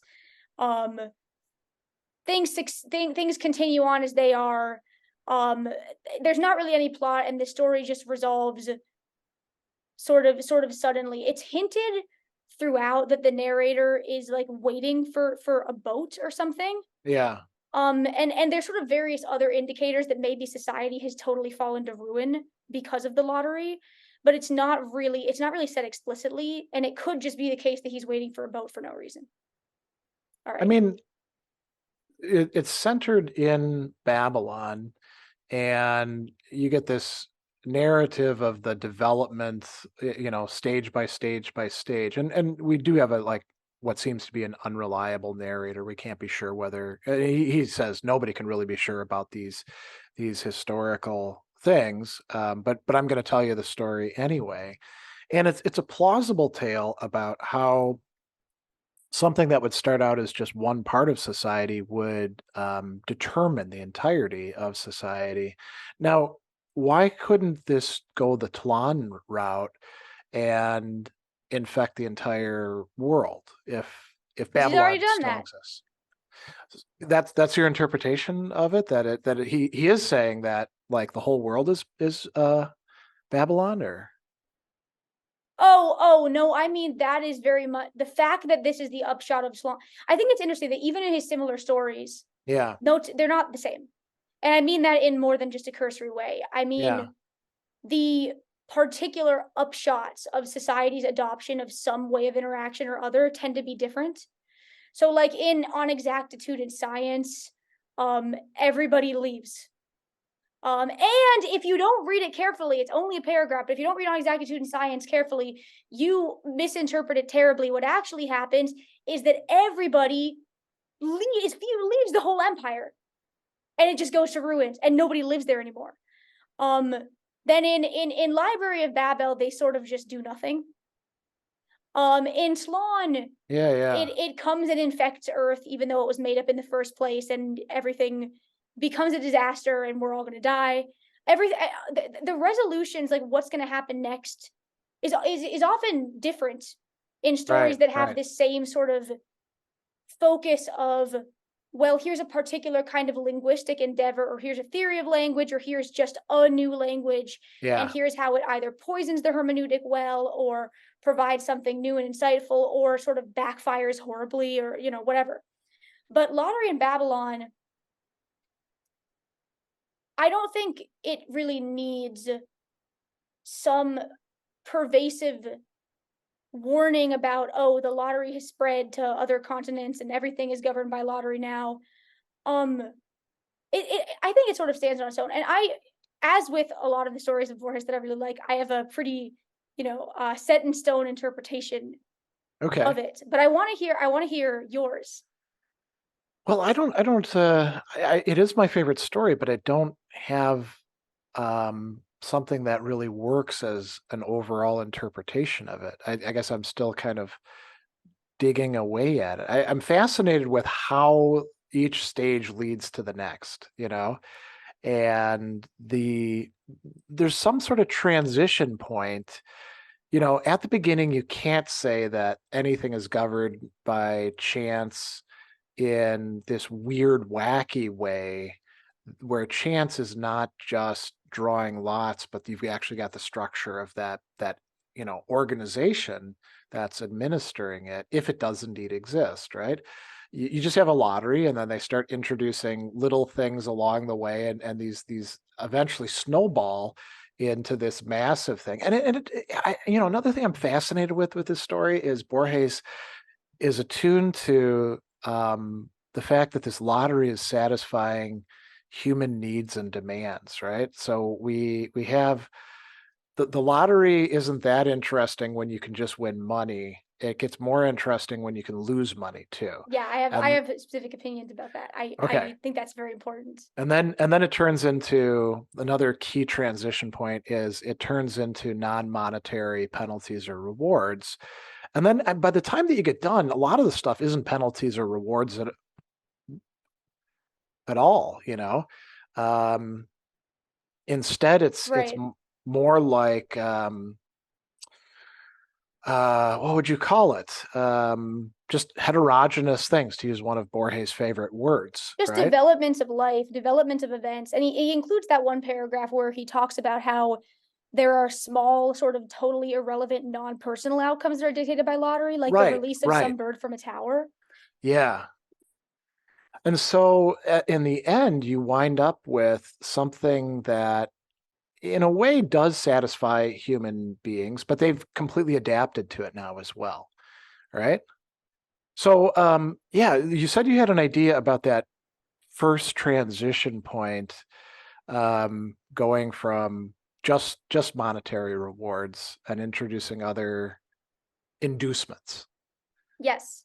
And it sort of is drawn from, there becomes this back and forth where it's like, well, does my theory of what the story means draw from these evidence, or do I retrofit the evidence to the theory? Whatever. Okay. Probably it's dichotomous, both directions of the causality exist. So, all right, there's a bunch of commonly identified themes in Lottery of Babylon, right? Like chance and determinism, right? Yeah. Are chance and determinism separable as metaphysical theories? There's a lot of stuff about sort of the role, and this isn't something that particularly interests me, but the role of magic, mysticism, and religion in governing society, because we're Okay. Yeah. constantly let in on the way that these shadowy, like the organizers of the lottery are basically priests, and they're sort of ritualistically discerning, and they're appealing to these statues, and then they tell Yeah. people not to go to the statues, and it's this strange relationship of power and religion. But what I think is most central, that's made explicit throughout the narrative, is the lottery is a metaphor, and indeed an instantiation of a state's power over the lives of people who live in it, and the Oh, associated psychodrama that goes along with that. And this is, okay, I know this is going to come across as, a leftist read, and so sue me, because, what can I do? But I yeah. really think the directing force of the metaphor, and the reason why lottery and Babylon hangs together and what it means, stems from the interpretation of the lottery as imposing carceralism. It imposes a Okay. police state and the monopoly on force, to which the company aspires and which the company achieves through progressively. First, there's negative penalties as well. Then suddenly there's jail. And Right. then Right. from jail, it goes to And total branding. control and Yeah. branding. And then it goes total control. This monopoly on force that they quickly establish is necessary to cause the deliberate betterings and worsenings of people's conditions that are outcomes of the lottery, to Yeah. witness the prerogative that the lottery runners have to do those things. And most importantly, and this I think is what the ultimate meaning of the story is, to establish and make permeates society, an underpinning logic by which the lottery becomes a metaphysical necessity of governance, and an undergirding theory of why things happen. Like, and this I think is where the So it's carceral performing an metaphor, ideological role it's in that performing an case. ideological function. Yeah. The carceral state becomes impossible to think around. I call this hermeneutic capture. You just Okay. can't imagine life without it. Like, you have decarceralists who are talking Oh, about, right. Right. Yeah. we have to, like, the conditions in prisons are terrible. This is a terrible institution. We need to dismantle prisons. And the natural way in which people tend to engage with decarceralist ideology, I think, is to sort of be confused and find it preposterous. They don't find it evil, they find it preposterous. Right. Well, how could we possibly do that? Then there's going to be dangerous people on the street and society will collapse. The carceral state is a societal necessity. And I think that the way that the lottery works here is in a similar way. It captures the minds of its citizens. Everything proceeds by chance. The idea of things not proceeding by chance is preposterous. So on the history of the lottery, right? Yeah. The history that the narrative provides makes it clear how this lottery develops from something that was basically irrelevant to the functioning of society, right? It was a random game some people were playing, Yeah. Yeah. into an instantiation of this highly facilitated and attuned justifying logic and actual sort of like monopoly on force by the state. And the thing that transforms the lottery from being regarded as uninteresting by people to being regarded as interesting and facilitates social buy-in is the introduction of penalty and punishment, first pecuniary and then punitive and carceral. Like in the Hurley translation, he writes that the small risk piqued the public's Right. Right. interest. Yeah. And so we see that a procedure that starts out logical and starts out driven by primarily economic incentives transforms through the interaction between that institution and society into a carceral structure. So at one paragraph, relatively early on, I think, when he's talking about this, is the paragraph you already brought up. He says, he basically says, well, the company had to protect people who are winning the lottery and had to make sure that the losers are paying the fines. And so they got involved with the government and made it such that people who didn't pay the fines that they lost would have to go to jail. Right. But then the people who were targeted in this way chose to go to jail out of protest. And then the lottery changed such that instead of the amount of money you lost, it would just print the number of days you had Number to of spend in days. Right. prison. Right. Yeah. Yeah. And this was the first, this is a quote, it was the first appearance of non-pecuniary elements in the lottery. And people love this. People are all here for this. Yeah. And then we see that once introduced, this logic of carceralism cannibalizes itself. It's sort of Minos-like. It gnaws on its own tail. And it extends to wield influence over other elements of society as well. So we see this demand that's levied in the next iteration of the lottery after these first penalties have been introduced, where there's demand for equality, where people rise up, and it's very perverse. They're demanding to have access to go to jail. Right. It's a perversion of equality. People are saying poor people should also be allowed to play the lottery. Yeah. And the logic really, I think, is this beautiful. This is why I find this metaphor so apt. The logic is that chance makes all people equal. But of course, that's like, are we really going to agitate for everyone getting an increased and therefore equal chance to be imprisoned? It's this sick perversion of equality. It's equality bent towards these terrible ends. I think you're right though, because there are the reward aspects, right? You could, he's got the thing about you could, arrive in your room and there's a woman waiting for you, or there might be a serpent or something like that, right? But there isn't any. People are greedy and want, benefits to be doled out to them, and that's why they're doing the lottery, which is quite different than, say, like the motivation. Like right now in our society, I was talking with my business ethics students about this, and some of them are actually quite upset. If you watch sports games, like we watch NFL football, you're just deluged with ads for sports betting things, and it's a I've run celebrity. a website called the Addict Collective, and I'm Oh, ready that's about right, this. right. Yeah. Well, go on. I'm very interested to hear what you think about this. Well, the ads are not like this. This is a great possibility for you to lose your college fund, or, anything like that. It's all, hey man, we're going to give you $100 to gamble with. It's going to be so fun for you. Look, this celebrity who is not playing apps on their phone is doing it. This is going to be amazing for you. That's usually the sell of these things. Or when we do lotteries, think about like our scratch offs and stuff like that. We're like, oh, it's going to be good. It's going to benefit education. We'll make it serve some social purpose. But you're right with the story, the way that Borges is telling it, it's the negative impact on people that winds up being the draw. And so you can ask, well, what's wrong with these people that they want to be punished, but that's a question that gets raised by all sorts of literary figures. Think about Edgar Allan Poe's The Imp of the Perverse, or Dostoevsky's the Underground Man. There's this tendency to like seek out our own destruction. There's one metaphor. Yeah. There's one analogy that I think is particularly apt. Okay. Which is to Those Who Walk Away from Omelas. Oh yeah.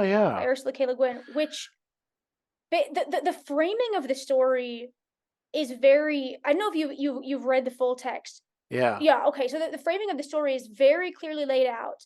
That she is providing the story of this sort of injured, tortured child in the basement as like a ritualistic concession to her readers to make the story interesting. And she says that very blatantly. Yeah. She says, listen, I've told you about a really great society where everyone's happy all the time. But what's fashionable right now, for reasons that I never understood, is that stories can't be interesting unless they're tragic and sad and upsetting and miserable. And so for that reason, fine. You want to hear about this society being miserable? I'll invent a tortured child. Yeah. There has to be some harm somewhere. There has to be some sort of trade-off. There has to be a negative experience. Yeah. So Um, you see Borges is doing something kind of similar, but on a much larger. Well, I mean, it's not a much larger scale, right? Because Omelas is an entire society. Um, yeah, that's a very compelling take, and it does fit the text. Um, it's interesting too because so if the company exists or the the company corporation, exists. okay. So Or should you're I, okay, should I just like lay yeah, go out ahead. the rest of Lay my out case? the case for that. Okay, so we've seen now that using this sort of weird, like, people are agitating for the right to have their lives too dominated by this lottery. It derives more explicit power. It controls the government, and the power of the lottery draws legitimacy from its apparent equality. The lottery is made open to all.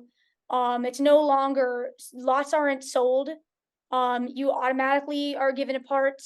Right, as a And citizen. then Yeah. midway through the story, the company writes this manifesto, which is sort of like the central point, where they're accused of corruption, right? Which is Yeah. ostensibly a claim against equality, right? The interest of the lottery has been equality, and then the company is being accused of favoritism or being accused of like not really tossing dice maybe to get these outcomes. And they write a manifesto and they write it in like the ash on the ground. It's That's very right. Yeah. I don't know what that's about. I don't really think it. Whatever. They write this manifesto in which they detail the relationship between chance and legitimacy. Um, they write this letter in the land. They say, and I quote, according to Hurley, the lottery is an interpretation of chance. The lottery is an interpolation of chance into the order of the universe, and to accept errors is to strengthen chance, not contravene it.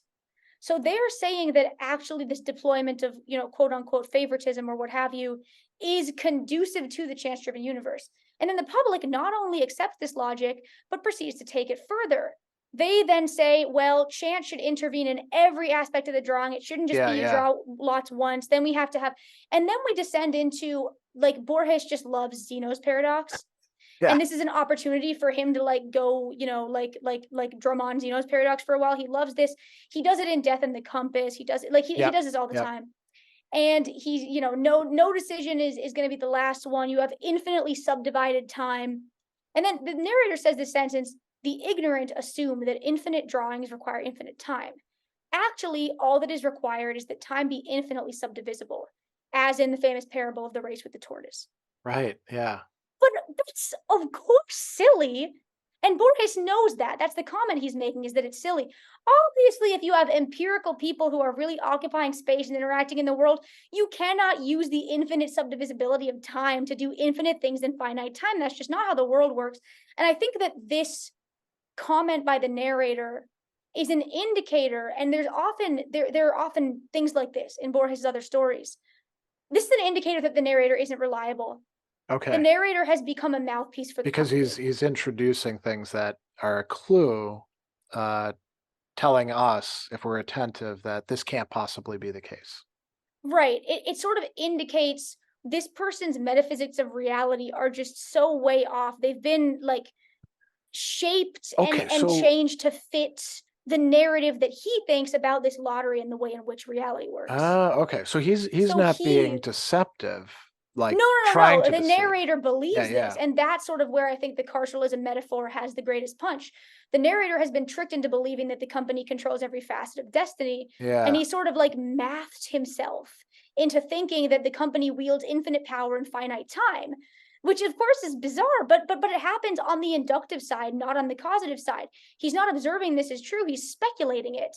He's saying, hypothesize, posit the story of the race of the tortoise. He's not saying, oh yeah, I went there and they were just, their hands were moving faster and faster and they did infinite things. It's that he's Yeah. assuming Yeah. that all of these happenings are a result of the lottery. And as the explicit power of the lottery goes, its explanatory force as a theory of why things happen grows too. The lottery becomes not necessarily responsible, but assumed to be responsible for why everything happens in society. And Borges thus hints at this unreliability of the narrator. The same thing happens in Library of Babel, actually, which has a lot of commonalities, almost like similarly structured sentences a lot. Okay. Um, there's a sentence where Borges where the narrator says, I myself, in this hurried statement, have misrepresented some splendor, some atrocity, perhaps. Right. Yeah. And he's talking about how, under the influence of the company, the documents, because they're driven by chance, tend to have errors in them. This is, again, a similar theme from Library of Babel. And then he's admitting that he's probably, that's another sort of hint. So we have this sort of, like blatant contradiction. And that's where we leave out at sort of when we're about to get into this thing that, like, where does the company exist or not? What we've been driven toward is this blatant contradiction, which is the focus of the story. And it's clearly distilled in the narrator's worry about misrepresentation, given his conflation between chance and error. And the contradiction is this. Why is the narrator worried? Shouldn't he be calm in the knowledge that if he were meant to write things differently, the lottery would have willed it? Like, he seems to sincerely believe that all of his destiny is driven by this apocryphal and secret and, lottery. And yet he seems to be afraid that he's misstated something. And that is this strange conflict. So this gets to, like, there's something very mathematical here. Okay. I don't know how far I should go into math, but there is something that's big in the philosophy of statistics, which is and the history of philosophy of statistics more specifically, which is this concept called Borel's paradox. Okay. Or Le Paradoxe de Borel, as Steinhaus called it. In 1909, Emile Borel proves this theorem about decimal expansions, which is called the strong law of absolutely normal numbers. Basically, the theorem that he proves establishes that these two things that are viewed as contradictory. One, if you look out in the long run, out into the infinitude of decimal expansions of real numbers, the vast majority of numbers, their, like, ratios, the relative frequency and population of ones and of twos and threes and so on, and up to nines and zeros, is each going to be 1/10. It's sort of equidistributed. The chance is equal. Yeah. And then here's the other thing. So there's like a global regularity there, that there's a uniform chance. And then here's the other thing which seems to be contradictory against that, is that if you look into the immediates, if you take some individual decimal point that you're at, you have no way of knowing what comes next. It could be anything. And in particular, you're probably not going to see like 1, 2, 3, 4, 5, 6, 7, 8, 9, 0 in a row. In fact, you're probably not going to see within some 100 digits that there's 10 zeros, 10 ones, 10 twos, and so on. So there's a local sort of randomness or irregularity contrasting with a global sense of regularity and law-likeness. There's a universal logic, and it's contrasted with noise in the here and now. It's a conflict between large-scale patterns and small-scale ones. And this is a big thing in science, and it was big at the time that Borges was writing. When there was a big, the contrast between, like, cosmological versus particle physics was really big. The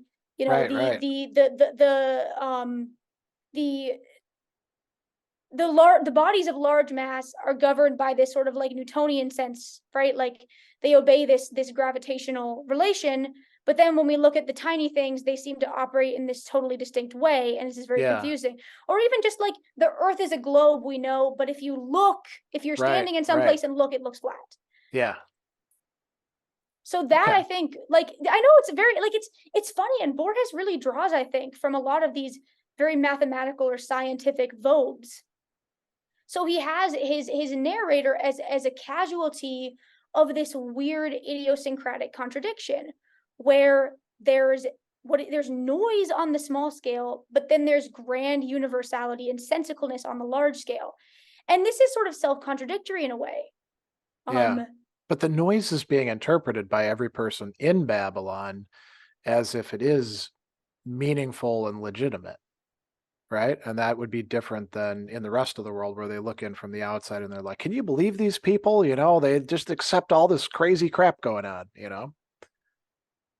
Right. I mean, it's like, from inside the system, it seems to make sense. They have works. This polemic letter that was written by the company and that now is among the sacred scriptures that says actually these kinds of perturbations actually increase randomness. And this self-contradiction extends. I mean, I think really, like, one of the very first paragraph of the story comes across in this way that allows Borges to sneak in one of these major reveals ahead of time. He starts it off. What does it say? I have been proconsul. I have been slave. Yeah. and so on. And he keeps talking, and it's like it is the best of times, is the worst, right? Like he's doing this contrast thing. But then later on, the narrator says, once for an entire year, I was declared invisible. I would cry out and no one would heed my call. I would steal bread and not be beheaded.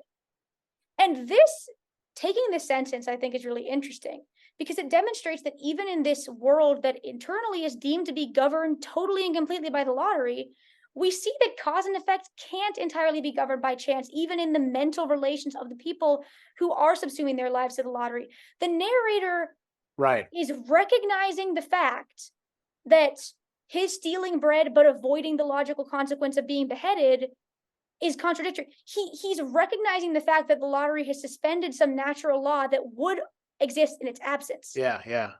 If, Well, if I that mean, weren't the case, then it would just be like, well, he can steal bread or not, and then whether he's going to be beheaded depends on some separate draw, I mean right? So that there's a that term pre-existent societal logic. that term interpolation. I mean, should we interpret it as the lottery, the organization inserts bits of chance like here and there? It's not chance altogether. It's just like almost like grafts in a way, like onto a tree or something like that.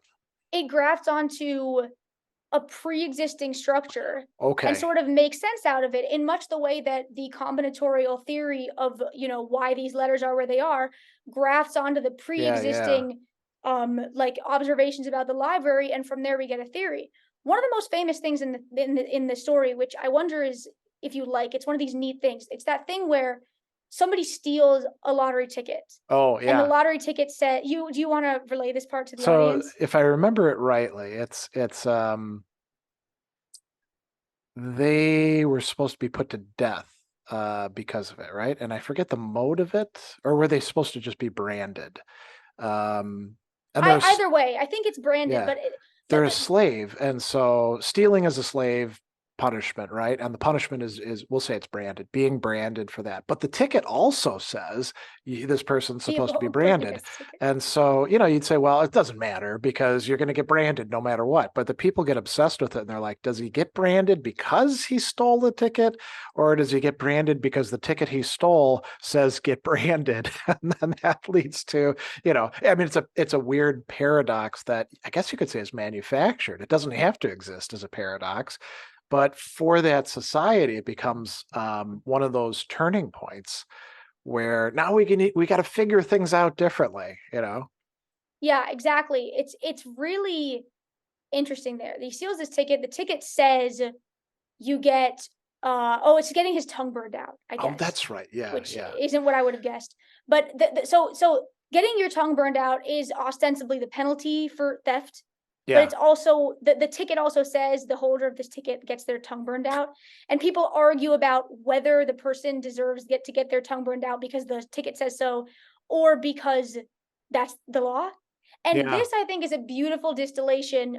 Like, this is just sort of the kind of reason why I think this is a story about carceralism, because this sort of absurdist logic that it matters, because as you point out, of course it doesn't matter.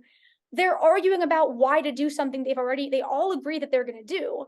Yeah. Um, and it's sort of this strange that I think really distills how the advance of the lottery is not about changing society. It's entirely explanatory. Who even knows whether Okay. outcomes change as a result of what the lottery tickets say, or whether what's happening is that people are coming to think that what happens to them is now justified because it's what their lottery ticket says. So, Yeah. like, it obviously can't be true that the lottery dictates all happenings. This is about perception, not reality. And yet, the author is sort of helplessly interpreting events as caused by the lottery, like he does in that one section where he talks about the infinitely subdivisible lottery, Right. or he Right. talks about like somebody being murdered, or like outcomes. 30 or 40 drawings build on each other, and things get more and more specific. And then sometimes this kind of ridiculousness gets more open. There's a paragraph, we mentioned this earlier, that Borges talks about impersonal drawings, or the drawings about Right. natural events, Yeah. Yeah. where there's a drawing that like decrees that like a bird's going to be released from the top of a tower or not. Yeah. And there's a drawing that says that 1 grain of sand every 100 years has to be added to or subtracted from a beach. Yeah. And there's a sentence at the end of that paragraph where the author has enumerated there are lotteries about whether the bird is released, there are lotteries about whether the sand is changed. He says sometimes the consequences are terrible. And I think it's easy to misread this, as a butterfly flaps its wings story. Like, Yeah. oh, the catastrophic compounding effects of chance, rah, here we are, we stand, immutably tragic. No, it's not that at all. I think what we're really seeing is that the narrator is hysterical. A grain of sand is added to a beach, big whoop. Birds are released from a tower. Like, what's going to happen? A bird strike? There are no planes. This is Babylon. Yeah. There's Yeah. nothing is possibly going to happen. I think what we're seeing here is that the narrator, when later, like his city gets attacked, or somebody, somebody has a difficult childbirth, or somebody falls and gets injured, or an election doesn't turn out the way he wanted, he is retroactively interpreting it as caused by these weird one-off additions of sand to the beach, You because he know, has ascribed this tremendous explanatory power to the lottery and to the undergirding chance. you know, when you put it like that, so, very often when bad things happen to people, if people are religiously inclined, and sometimes even when they're not, they'll be like, well, God's, plan, God moves in mysterious ways, divine providence, and all that sort of stuff. So if you have a lottery like this, you can be like, we don't need God in the picture. It's just chance. Sucks for you, buddy. But, that's the shakes that you get. So you can have the effect of passivity in the face of badness that people experience without the hard to prove, hard to justify. Oh, there's a reason for all of this. I mean, the reason is, well, there was some stupid random drawing that doesn't mean anything, and it just happened to play out like that.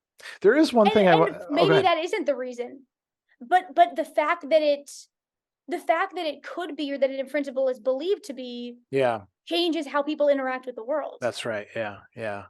I before we wrap up, because I'm going to have to get going myself soon. I did want to bring up one thing about like the carceral thing and go back to like we were talking about the contrast between how it looks from the outside and the inside.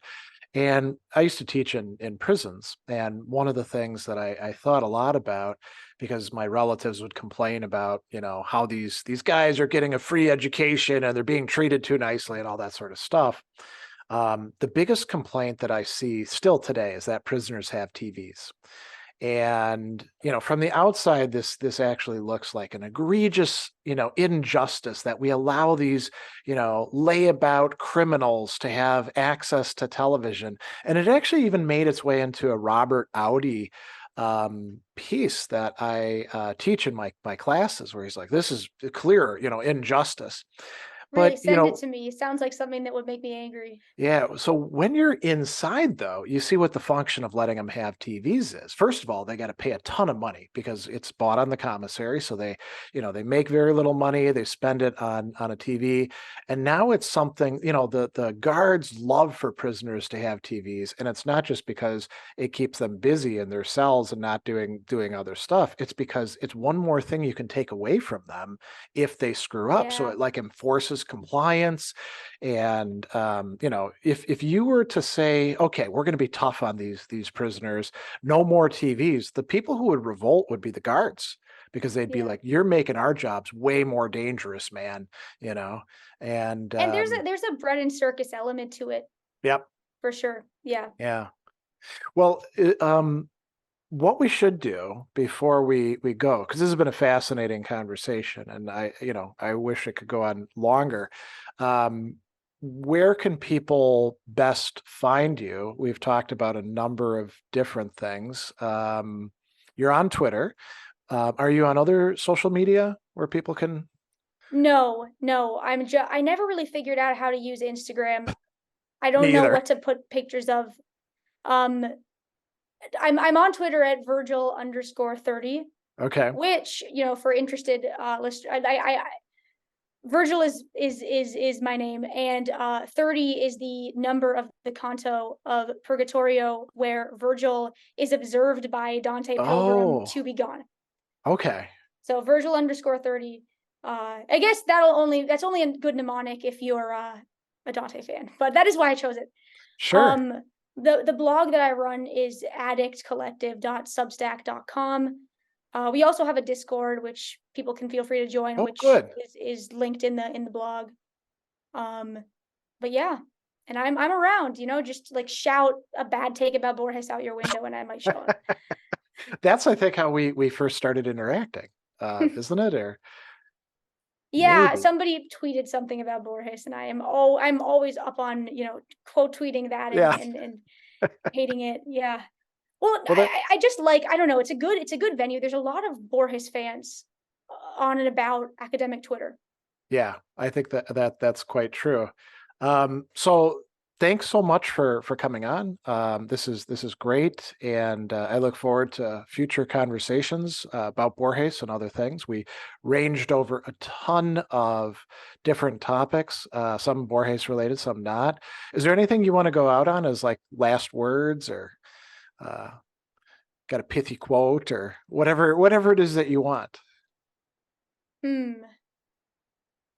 Okay, I guess I'll end with a comment, a conclusion of the like carceral metaphor I was trying to describe about lottery, which is that at the very something we were talking about repeatedly throughout this conversation is there's this suspicion throughout the story that the company itself that runs this lottery may not actually exist. Right. And by later sort of heresy arcs in this imagined world, it's hypothesized not to actually exist.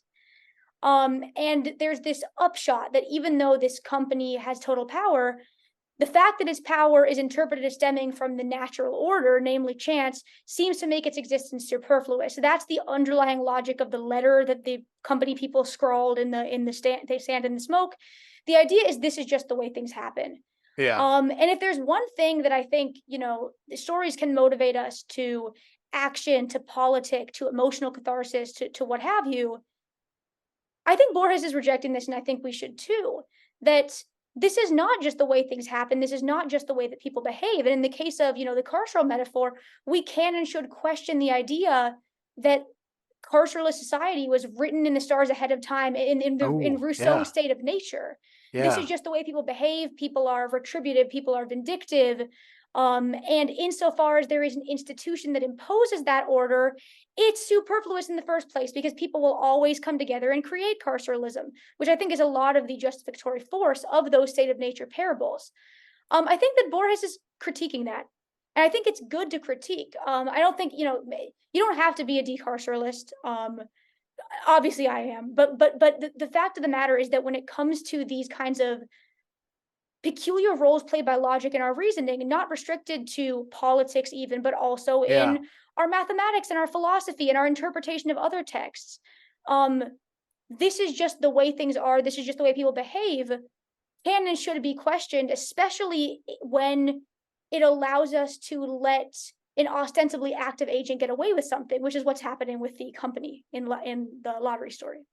All right. Well, again, thanks so much for coming on. I'm sure that there'll be a lot of comments from people, and I'll try to send them your way as well. Thanks so much for having me. This is such a great project, and I will be on speed dial for that 14/infinity project. Yeah, that would be really a cool book to produce.